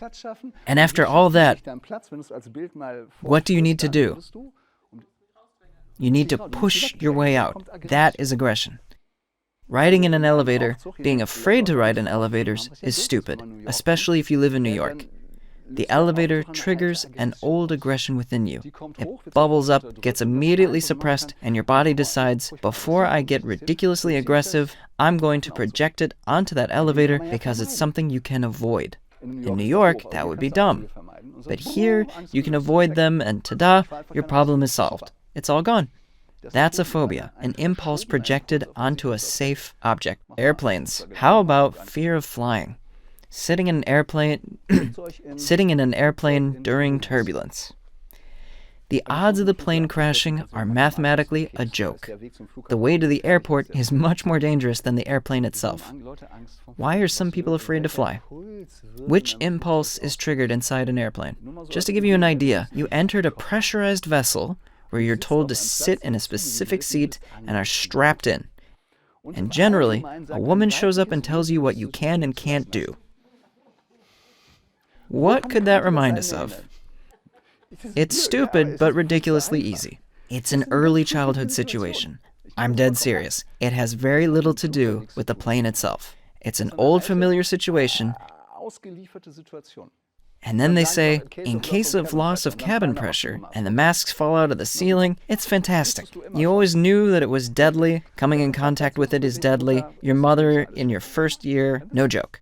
It's an old, threatening situation. Confinement comes from Angustit, or anguish, an old confinement situation. We know that it has nothing to do with the airplane. Open spaces, the opposite. You get to the parking lot, and there's nobody there. It's great. All the room you could want to stretch out. How could you possibly be afraid of that? So you ask yourself the question, what do they experience? What information surfaces in that person for them to feel that way when they enter an open space? Imagine yourself in such an open space. There's no one there. It's a massive, empty parking lot. You're the only person in the entire massive parking lot. You can stretch out, spread out. You know that everything is just energy and space. But if you haven't completed this transformation, what do you experience when you enter such a large open space? I'll pick you again. I have no clue. I'll help you. Imagine there's nothing for 13 kilometers in every direction, and you or someone like you is standing in the center. There's not a single soul. No birds, not even a dog. How do you think you might feel? What does it remind us of? Abandonment? Loneliness? Of course that arises. Suddenly there's not a single person, nothing to hold on to. The first person, our first grip on the world, is our mother. It's an old feeling of being deserted by your mother. The body wants to. Screaming is, however, aggression. Try to go scream mom in an open space. Few people would have much understanding for it. Ah, that's great, you expressed yourself. I know that feeling. Hey, let's do it together. Let's scream mama. And then 3 police show up and shout with us. We try to support this as therapists. That's basically it. It's an old sense of desertion. It surfaces immediately, but it's not the open space itself. It's a memory that we project onto this poor, empty space. The impulse to scream for help arises, to call for mom, rarely for dad, because earlier in life, no one came. Now we're afraid of empty spaces. Agoraphobia. It's not the open space itself, it's the illusion. Oh, that's beautiful. The classic, right? You're standing there, and a spider comes crawling over to you. What's the worst that could happen? You could swap it for a mouse, too. You're standing there, and a spider comes crawling at you. What are you afraid of? Walk through the situation in your imagination. What will this spider do? Probably nod and say, "Hey bro, what's up?" What will the spider do if it keeps coming towards you? It will climb up your pant leg. Where does that lead? If it slowly climbs up your leg, then eventually it's going to reach your pelvic area. As crazy as it sounds, spiders have a connection to repressed sexual impulses. We hate the idea of it. Gross! It's crawling all over me. What if it tried to crawl in me? Or a mouse for that matter? It's no joke. There's a sexual element to this fear of spiders, and it's pretty darn common. So when your partner is afraid of spiders, now you can't say you don't know why. We could be talking about spiders or something else. Dogs are another classic. When you take your dog to the park, it's crazy how many joggers there are, with their fancy sports clothes and their big headphones and sunglasses so they don't need to have contact with the world. They come running at you, all sweaty, huffing and puffing. Your dog is a bit ahead of you, which lets you see how they go way out of their way to avoid the dog. Some even let out some aggression at you. Can't you keep it on a leash? What are they projecting on this poor mutt? What could this dog do? Dog phobia. What are they afraid of? That he'll come over and rub against their leg? That's not it. It's quite simple. What are they afraid of? Getting bitten. Dogs bite. They're dangerous, which means they think of themselves as dangerous. They can't stand this deadly aggression in themselves and externalize it onto the dog. He's giving me that look. He's a biter. Nope, not him. I mean, he knows how, but dogs tend to pick up on it. Right, Simona? Especially those who jog so aggressively around the park. He senses it. All the others who are relaxed, he just happily watches them go by. He's good at telling them apart. Dogs are a projection of aggression. Crowds, the opposite of open spaces. You go somewhere with 100 standing around, what does this crowd remind you of? So many people that you can't quite distinguish between, and you can't read what their intentions are. So when you were a small child, which people were around us? The mama? Very good answer. Mom is always the right answer, psychologically. I mean, it's true, but there's also your dad, siblings, aunt, uncle, and all the other crazies. So when you're in an environment where you can't really orient yourself, there are some absolutely crazy families. That was a running gag in our body training course. I had a totally normal childhood. To illustrate that, we had everyone line up. Who had an alcoholic in the family? Who was abused? Who was a refugee? And there were so many dead people in the room. The idea of what's normal is often the pathology. Crowds are usually a symbol for family. It is difficult for us to grasp all of the different aspects and would have rather just ran away. We weren't allowed to run away. We were frozen and would have loved to just say, "You've all gone mad." Even there, aggression surfaces. Viruses are a popular topic. They're invisible. They're invisible, and they're definitely deadly. You can't see them, and there's nothing you can do to stop them. Invisible and deadly. What would we externalize there? They're also insidious. They show up and kill you. Internal impulses of deadly annihilation. It's one of Jung's great archetypes. Each of us has destructive fantasies. Armageddon isn't just in the Bible. It's a major archetype, the desire for the downfall. It's going to kill us all. In 1970, they said we're going to be destroyed by a cold death, both caused by CO2. We're all going to be melted by acid rain. I'm not trying to say these things could never happen, but this ridiculous fear-mongering is crazy. We live on a planet that's constantly changing. It's going to be fine. Let's relax and do something sensible. It's a fantastic example of projecting something insidious. It's invisible. It's deadly. I have an invisible, deadly, insidious side. Oh, thank goodness. It's not me. It's clearly out there. And if I don't come into contact with that part of myself, then I'm definitely safe. And I'm one of the good ones, not evil. The others are evil, who, forget it, let's not get into that. It's the perfect projection surface. That's why we react to it so intensely, without getting too deep into that. So simply put, phobias are externalized inner impulses, meaning an impulse is projected onto an object. It's not what it seems to be, it's just an illusion, said Buddha 2,500 years ago. The integral view. Integral meaning in comparison to integrative. Integral means that all of the symptoms a person can have, be it mental symptoms or physical symptoms, emotional, spiritual, that we see them all as expressions of a single energy, of one consciousness, like a font that manifests itself in different areas.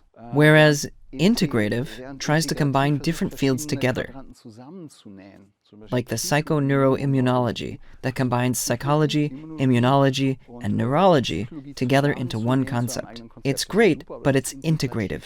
They connect things together that were previously separate. But the integral view says that they were always just consciousness that can express itself like this or that. Meaning if someone has a headache, backache, dizziness,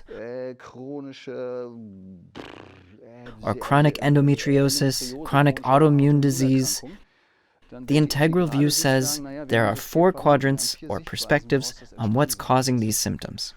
One perspective is the intrapersonal view, in which some ways brings us back to Freud, which I tried to present a bit earlier.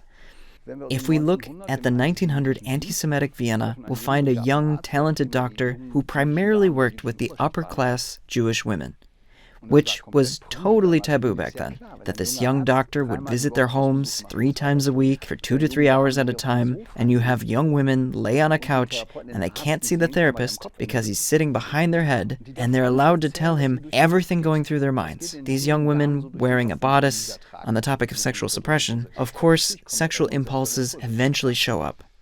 What does Freud come up with? Aha! The basis for every neurosis or anxiety can be traced back to a suppressed impulse, according to Freud. And the main impulse is sexuality.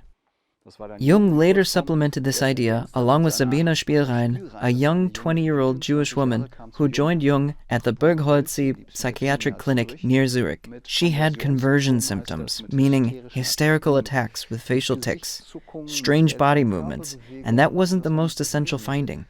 She had crazy fantasies, and they weren't just sexual, they were aggressive. They were S&M fantasies. Now it gets interesting. S&M. She was 20. Jung was much older and married with 2 kids. So he has this firecracker young Russian girl with the wildest S&M fantasies, and she idolized him as the perfect father. Later it came out that when she was little and punished, she would get spanked on her naked bottom. So she associated her father with pain.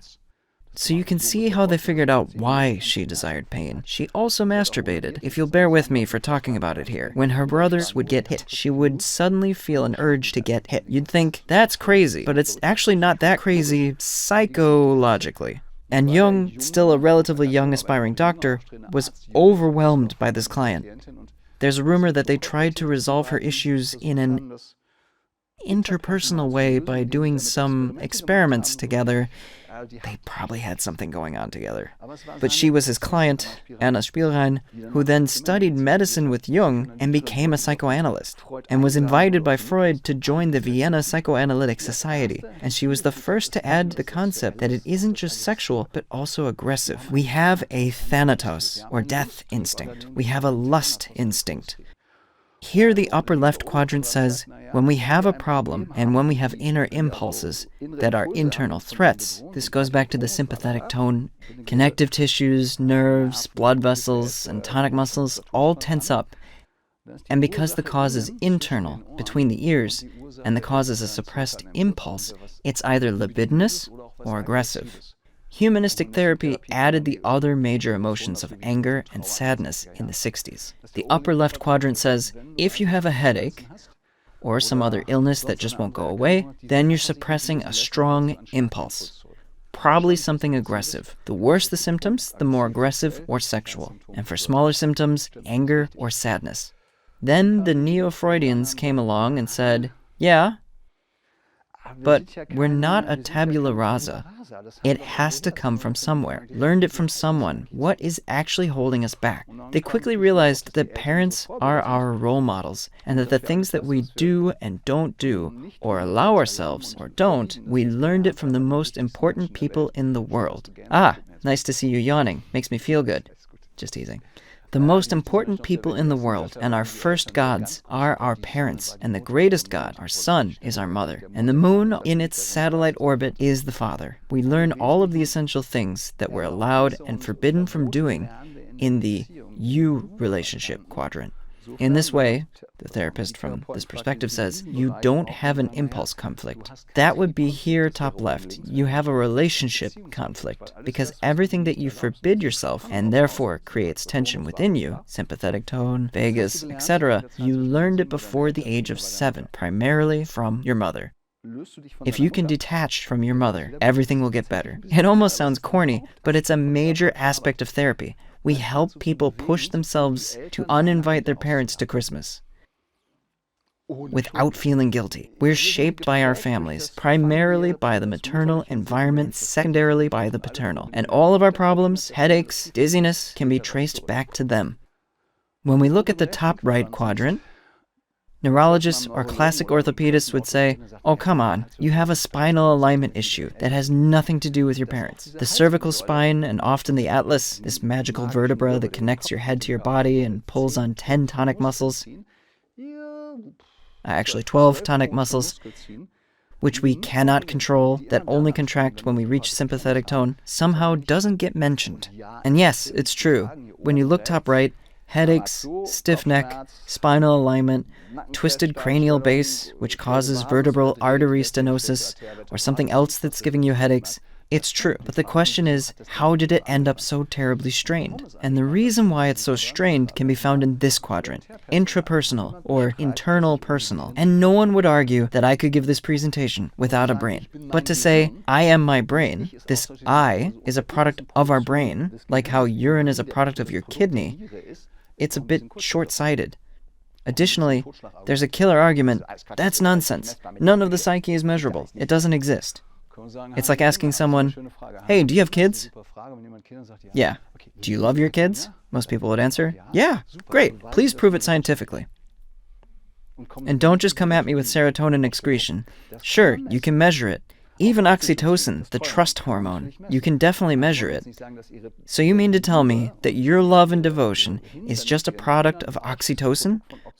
Which means you don't love them, it's just a product of the brain? And if you don't produce oxytocin, then you don't love them? Did I understand you correctly? Oxytocin is important, no doubt about it. If we were to listen to Professor Huber from Austria, who said that without oxytocin, which goes through a massive 1,000 times ramp up in production within women just before birth, he said, and I quote, every birth would be a catastrophe and all children would grow up on the streets.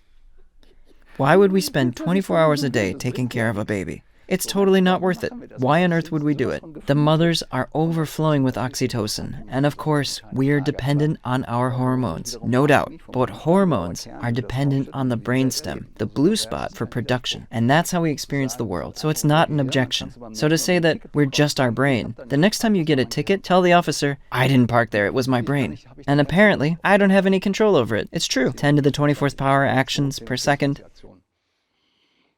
That's not going to fly.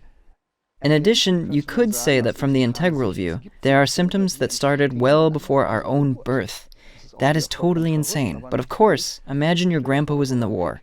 Looking at my own family history, my father was in the war in Poland on the Eastern Front. And going back 2 generations, then I met my grandparents. Depending on how old you are, if you look to your past before you, you end up in war.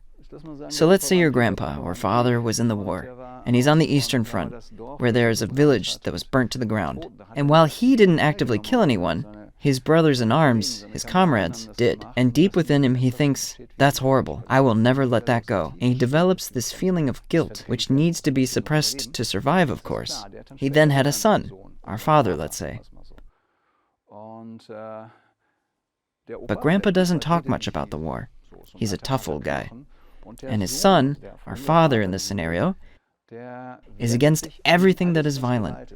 He gets heavily involved in peaceful protests and wears self-knitted sweaters, and his kids can only play with wooden blocks that are round. You can logically explain that he was allowed those things, but he never wants to become his father, because subconsciously he feels how horrible war was. Then he gets his own son, who constantly has issues with his jaw and his right shoulder, and he constantly has a problem with his last lumbar vertebrae. Looking at the individual structures, you could conclude that the right shoulder is the aggression detention dam. That L5S1 vertebrae separates the pelvis, which is heavily connected to aggression and libido. And the aggression had negative connotations because often rape occurred in war, and so that part of the body gets cut off. And the jaw pain, it's a highly aggressive part of the body. That much is clear. It's there to destroy things. Anything destructive is not allowed to exist. The body is somatized. When you have a client like this, who has healthy feelings, who can recognize themselves, has interpersonal skills, they can communicate, maybe they've tried a few other solutions, and also tried physical exercise, weightlifting machines, which puts more tension on the internal tension, and pack on muscle armor, which technically is the right thing to do, but it's psychologically crazy, they still can't quite solve it. So you dig through the anemesis to rule things out. And we see that the actual cause of this tension came before birth and was due to the grandpa. You'll encounter these cases quite frequently if you think systemically or work using this system. From the intrapersonal, individual point of view, anxiety is a suppressed impulse, so it isn't what it seems to be. From the interpersonal point of view, anxiety is internalized, an introjected suppressed impulse. You can't teach a new dog old tricks. What our parents didn't do, we adopt and say we won't either. In this way, the relationship conflict comes from adopting relationship anxiety, from adopting parts of the shadow that the parents didn't resolve that the children now also can't resolve. From the extrapersonal perspective, the monologic perspective, we don't need to discuss blood pressure, that all makes sense. We also don't need to dig deeper into CT pills either. That's the extrapersonal perspective. From this perspective, anxiety is an unjustified state of arousal that signals an undefined threat. This is the it quadrant, and it can be passed intergenerationally, also known as trans-trauma, continuing your grandpa's war. In this way, this anxiety or feelings of insecurity, the symptoms, they have a history that goes back before we were born. Therefore, it's a suppressed impulse that's passed down from generation to generation. Epigenetic would be the technical term. I'll never be violent because Grandpa was in the war. This causes them to suppress aggression, and then the body reacts. So no matter which perspective we choose, in the end, it's an illusion. Van Lommel. After reading that, I thought, yeah, okay, why not? Van Lommel is an Austrian cardiologist who, as a young cardiologist, had to resuscitate a patient during a heart surgery where the heart frequently stops beating. And the patient woke up and completely chewed him out. What were you thinking? It was wonderful! Because he was dead for a minute or two before being resuscitated. Van Lommel was confused that his patient wasn't thankful for being brought back to life, and so he told him about everything he experienced while he was dead. Tell that to someone fixed on the top right corner, and they'll tell you it's nonsense. Thereafter, he started to investigate further and spent the rest of his life investigating near-death experiences, and wrote a book called Endless Consciousness, where he broke down how consciousness exists from a medical perspective. He always says, if this chapter is too complex for you, skip to the next. But if you really want to know, it's a medical breakdown of why consciousness exists, which means everything I'm telling you actually can be explained medically. He gives lectures that you can watch on YouTube. Great guy, awesome guy. He said, consciousness exists. It's not a lack of oxygen, or the last electrical signals and so on. It really is the case that once the body is done, the brain is gone, the last bit of consciousness is gone, then we are only consciousness, and everything we perceive is just as real as the relative perception of you and I here now. Simply put, anxiety is an illusion. By the way, illusio means mockery, and ludere means the game. We're playing with ourselves. We're tricking ourselves. We're mocking ourselves a bit, just to avoid recognizing that in the end, anxiety is an illusion. Neurotic, according to psychology, a suppressed impulse, according to psychodynamics, undirected state of arousal, epigenetic introjection, non-local space from a physics perspective, emptiness in every spiritual tradition. In this way, I'd say it's a true statement that anxiety isn't what it appears to be. Instead of saying, I have anxiety, say, I'm holding back an impulse. But you don't have to have anxiety. You're suppressing something that you don't want to accept. Again, that's perfectly normal. It's not anxiety. Fear is logical, but it's not anxiety. All of this manifests in the body. We covered this in the last lecture, but I won't get into that now. Normally, I'd ask for a volunteer to demonstrate this, but we're running out of time, right, Willie? I'll try to make this quick. You can definitely feel it. We call it listening. That's what I'm doing there. It's an osteopathic technique. You put your hand on their head, and then give the body a slight push that amplifies gravity. With the right push, the body will react where there's tension. So if you've got tension around your gallbladder, the body will lean forward. If you've got tension in your left kidney, then your body will lean back. If you've got tension in your pelvis, you'll collapse straight down. You can feel it. There's no limit in listening. That's the cool part about being an osteopath. But most osteopaths don't share an interest in psychodynamics, and it's nevertheless a great form of therapy. Then we have angustus, or tightness, where your body tightens up, sits anxiety. The tighter the angular retractions in the body, the more difficult the childhood was. If someone has a very crooked body, then their first 7 years weren't easy. Does their head lean too far this way or too far forward? That's more than we can cover today. There are other seminars about this. If the muscles are tense, primarily the tonic muscles, they have the fastest signal speed of over 120 meters per second. We always know how our body is positioned in space. The slowest are the vegetative fibers, which is a good thing. Imagine if your stomach could tense up as quickly as your back muscles. It would pull your head down because your head's connected to your esophagus, or your liver, or your bladder. If it happened so quickly, it wouldn't be good. That's why it's relatively slow, but constant. Tonic muscles, blood vessels, cause organs to contract. We'll skip the next part. That's how it expresses itself. We're getting to the conclusion, so that's all good to know, but now what? What do you do? What can we do about it? Of course you can say, it's all an illusion. 10 to the negative 23 always helps. The answer isn't 42, like in the Hitchhiker's Guide. What always helps with the first imaginary anxiety? Oh God, something horrific is coming to the surface. Anger, sadness, aggression, libido. What always helps is your voice. Just talking about it helps. I want to tell you something. What are you laughing about back there? Simona's laughing. That hurts me just a bit. Okay, just worried about time. We're progressing just fine, aren't we? Always. Right. Why don't I believe that? There's a certain distrust there, probably associated with my mom. Talking heals, talk therapy, or client-centered therapy. Yeah, which therapy isn't client-centered? But client-centered therapy is based around the fact that the therapist is friendly with the client and empathetic. Wow, that must have been very difficult for you. I can imagine that. Oh man, when I hear that, it makes me sad too. Thank you for sharing that with me. They don't really do anything. There's no intervention. They don't correct anything. But even that alone is helpful. Even psychoanalysis doesn't have many tools. Sorry, psychoanalytic friends, but it's true. Go visit for an hour, 2 to 3 times a week, a person with a great disposition who won't judge you. Awesome. You can tell them anything. It takes a bit longer, but it also works. 4 to 5 years, 3 times a week. Don't worry, your insurance pays for it. Come on.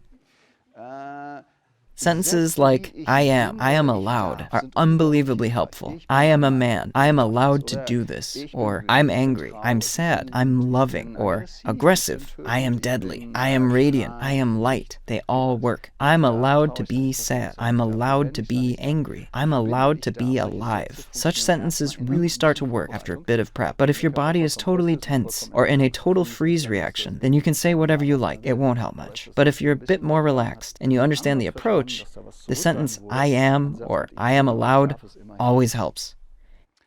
Every form of vocalization. I won't demonstrate screaming into your pillow. Everyone has a pillow at home. They can hold it in front of their face and let loose. Is it bullshit? Yes or no? That's pillow screaming. It's in the book. These are simple classic examples that I've recommended in the past, or used myself. They immediately help you relax. Screaming in your office, even if it's into a pillow, is weird. Hold on one sec, boss. Okay. We know it's helpful, but most people wouldn't get it. If you start screaming while walking down the street, it tends to rub people the wrong way.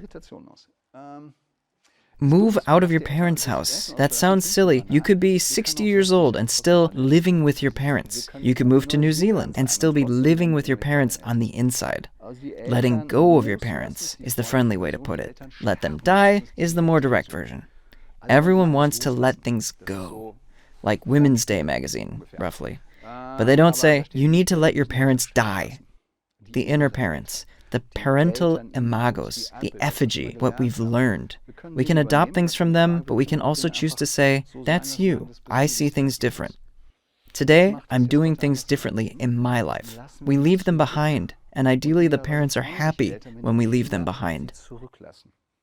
When they say, go see the world, sail across the ocean, explore the world. I'm here. I'll always be your harbor. But please, sail away from me. I hope you become more radiant, more beautiful, and stronger than I am. That would be fantastic. But this requires the parents to be doing just fine.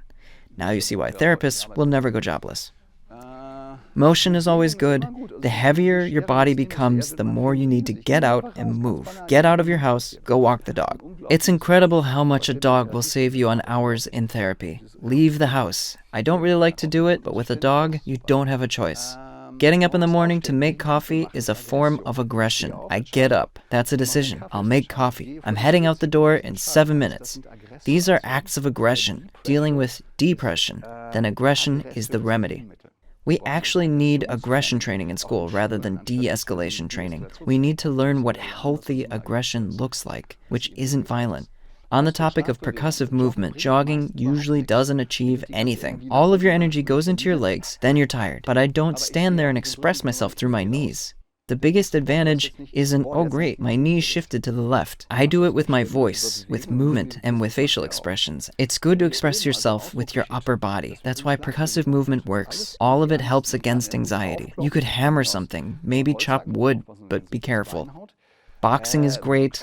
Any activity in which you hit something, even volleyball. The main thing is that you hit something. Percussive movement unbelievably helps you mentally. Anything purely repetitive just makes you tired. That's why you never stop jogging. Aggression builds up in their bodies, so they try to run until it's out of their system, then it builds back up so they have to go run again, instead of just spitting it out. In terms of sports, non-repetitive motions are more helpful. A punch is actually non-repetitive. Finding your inner home? Yeah, it sounds easy, but you can only find your inner home once you've left your parents. Then there's nothing left. Yes, here you could say that the self is an illusion. True, but you still need to have a healthy sense of self and not have any structural weaknesses. And yes, nothing so thoroughly protects us from illusions as a glance in the mirror. What we see in the mirror is almost always just a mask. We don't see ourselves. We think, oh, how good I am, but we don't see ourselves. The first thing we see is a mask. I'll skip my commentary on masks and facial expressions, maska, persona, or sound through. In Greek theater, they usually had just 2 to 3 actors who played multiple roles and needed to switch masks. The mouth opening needed to allow them to make enough sound through it, which is why maska persona played multiple characters. We typically don't see ourselves as we are, but we have an illusion of ourselves. It's the entrance to ourselves. In Buddhism, if I can quote my teacher, if you could see yourselves the way I see you, then you'd spend the whole day in front of the mirror, standing there admiring your Buddha nature all day. He sees straight through the persona and ego bullshit and sees something totally different. He sees Buddha nature, or the nature of Christ if you prefer. Typically, we don't see things that way. So let's agree for a moment that we usually wear masks and our persona is our outer layer. When we dig a bit deeper, then we find a serious problem. We have a serious cognitive dissonance. Suddenly nothing is what it seemed to be. Suddenly when you truly wake up, even psychodynamically wake up, then you suddenly see different sides of yourself and think, oh God, I don't want to believe it. I always thought, that's not me. And suddenly you find everything you didn't like about others. You are yourself. And I mean everything. That stupid neighbor, people who suck at driving, and so on and so on. And those are the lighter examples. Aggression, sexuality, they get a bit more difficult to accept or to say, I am Putin. I am a Buddha. No problem, but try it. Say it. I am no different. I also have such sides to myself. I also have destructive fantasies. There's one that I can't say that I am, but we'll let that one go. You should be able to say it. Cognitive dissonance. Festinger is an American social psychologist who illustrated that we need to accept that there are beautiful, inner, calming scenarios. He talks about the story of Aesop's fox, who passes a tree and looks up at the grapes. He can't reach them. He thinks, crap, I can't reach them. And then he thinks, those grapes are probably sour anyway. Or thinking about my dog who hunts rabbits. He doesn't normally do it, but once in a blue moon. And when he doesn't catch one, he then thinks, it probably didn't taste good anyway, I didn't need it.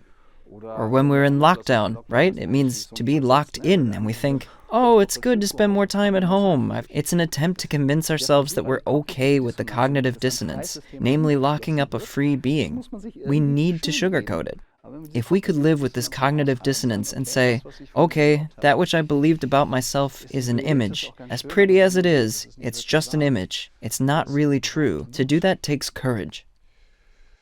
And that leaves, freedom is the freedom to say that 2 + 2 make 4. If that is granted, all else follows. If you recall from Room 101 in 1984, O'Brien tortures Winston.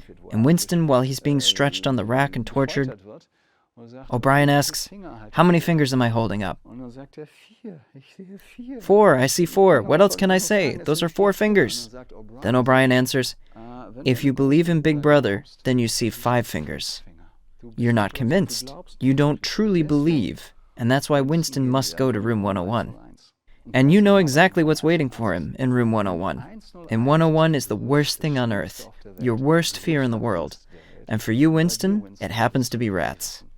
In 1984, Winston comes home as a child to see his mother had starved to death in dystopian London. He sees her body being eaten by rats, and since then, rats are absolutely negatively associated for him. So O'Brien takes him to a room where they put a cage on his face, and at the end of which sits a rat with 2 doors. O'Brien opens the first door, and the rat runs right up to his face, and he's so frighteningly close. Now there's just 1 door between them. One push of that button from O'Brien, and that rat will chew off his face, and he's staring at his worst nightmare.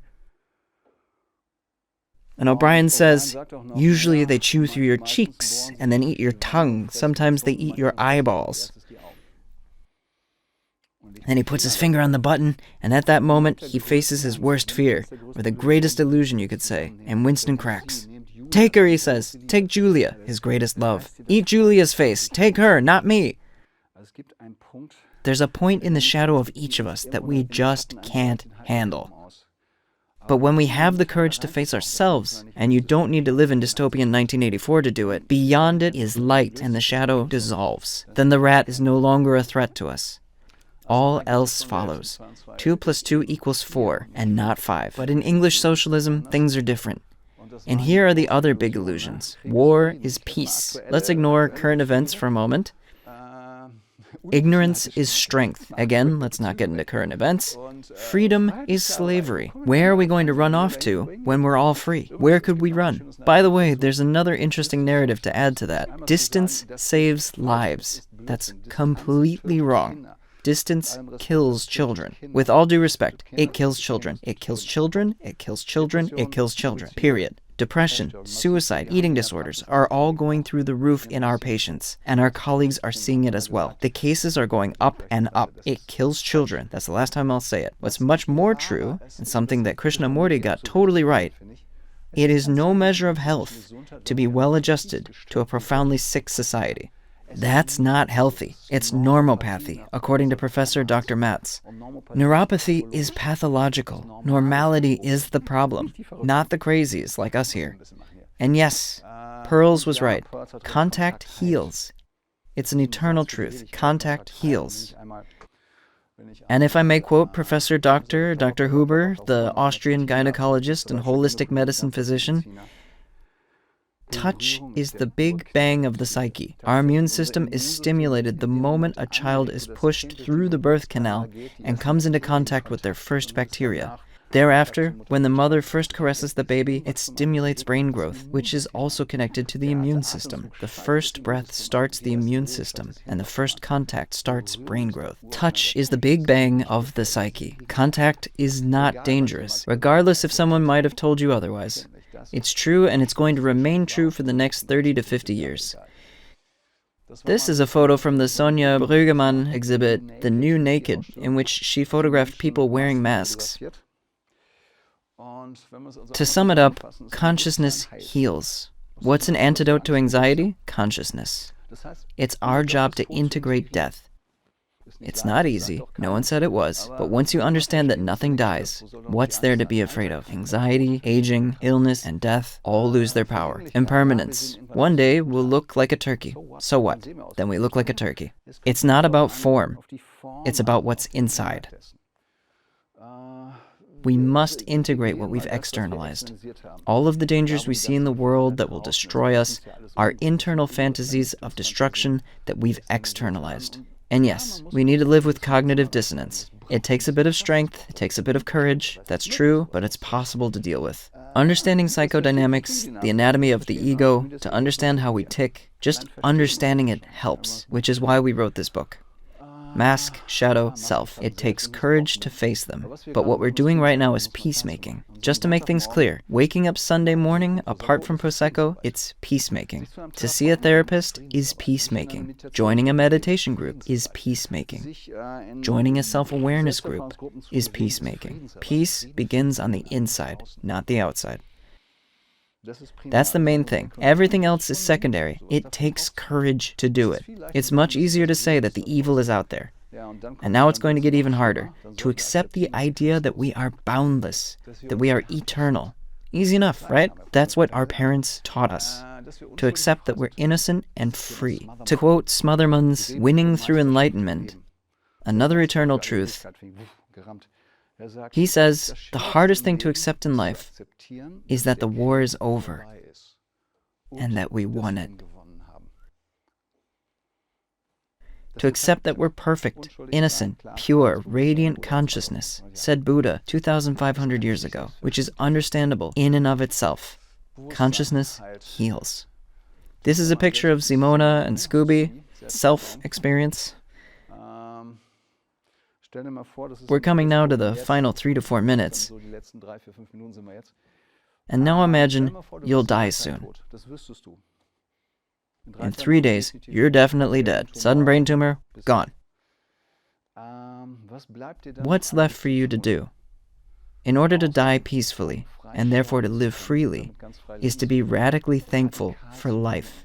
There are a million things to be thankful for, no matter how your childhood was.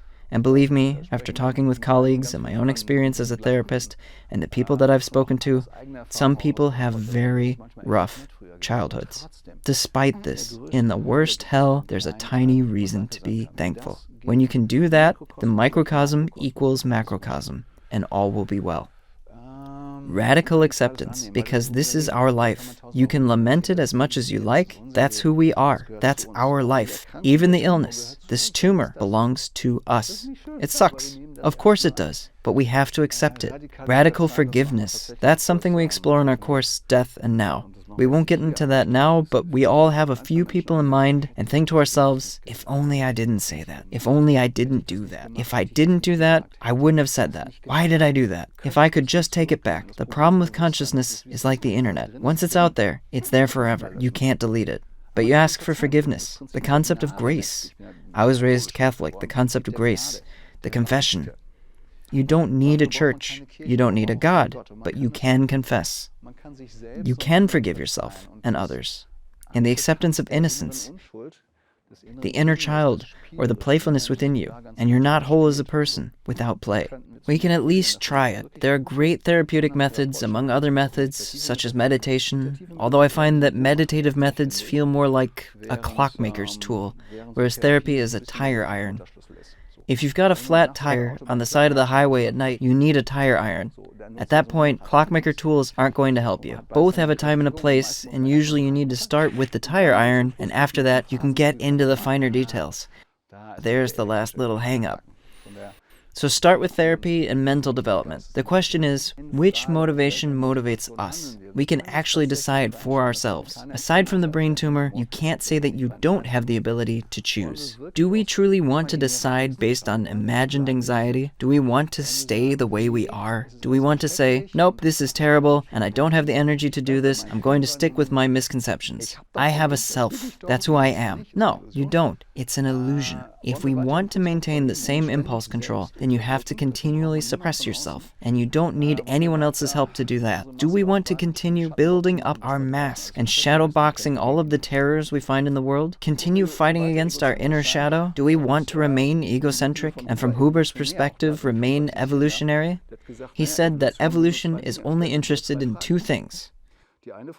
What do I eat next? And the next question, who will be my next partner? It's pure evolution, and if that's all we do, then we don't really develop ourselves further as people. We continue to live. If we were purely evolutionary, life would look different. But look at the choice to the right. Do we choose freedom, love, fulfillment, truth, dharma? There's 1,000 names. Tao, prana, Brahman, the final state, Christ, or Buddha nature. Do we want to think world-centric and say, I am not the center of this universe, and around me is the environment? But rather, I am an expression of reality. Nothing separates myself from this environment. There's a term in Buddhism, the pure land of Dawachen. Once you experience it, then all will be well. You can also think of it as Eden, so let's call it Eden. It's a state of consciousness. Eden is between the ears, or space, or, I had to write this next one down with a big smile, the Vulcans with the big ears from Star Trek, they also have a word for that, Shakari. It's Eden. I like the sound of that, Shakari. You can choose Shakari because it's already between your ears. We just need to recognize it. A certain colleague forced me to include a few slides here. I would say thank you now, but to sum it all up, it's dangerous to read this book because once you've read it, you can no longer say you didn't know. It's too late for you already, but the book goes into more detail. Now you can listen to the audio version. Now you can't even say you didn't know it in Polish because there's a Polish version. What's really cool is that it came out on Independence Day, the 4th of July. I thought, wow, that's a nice fit.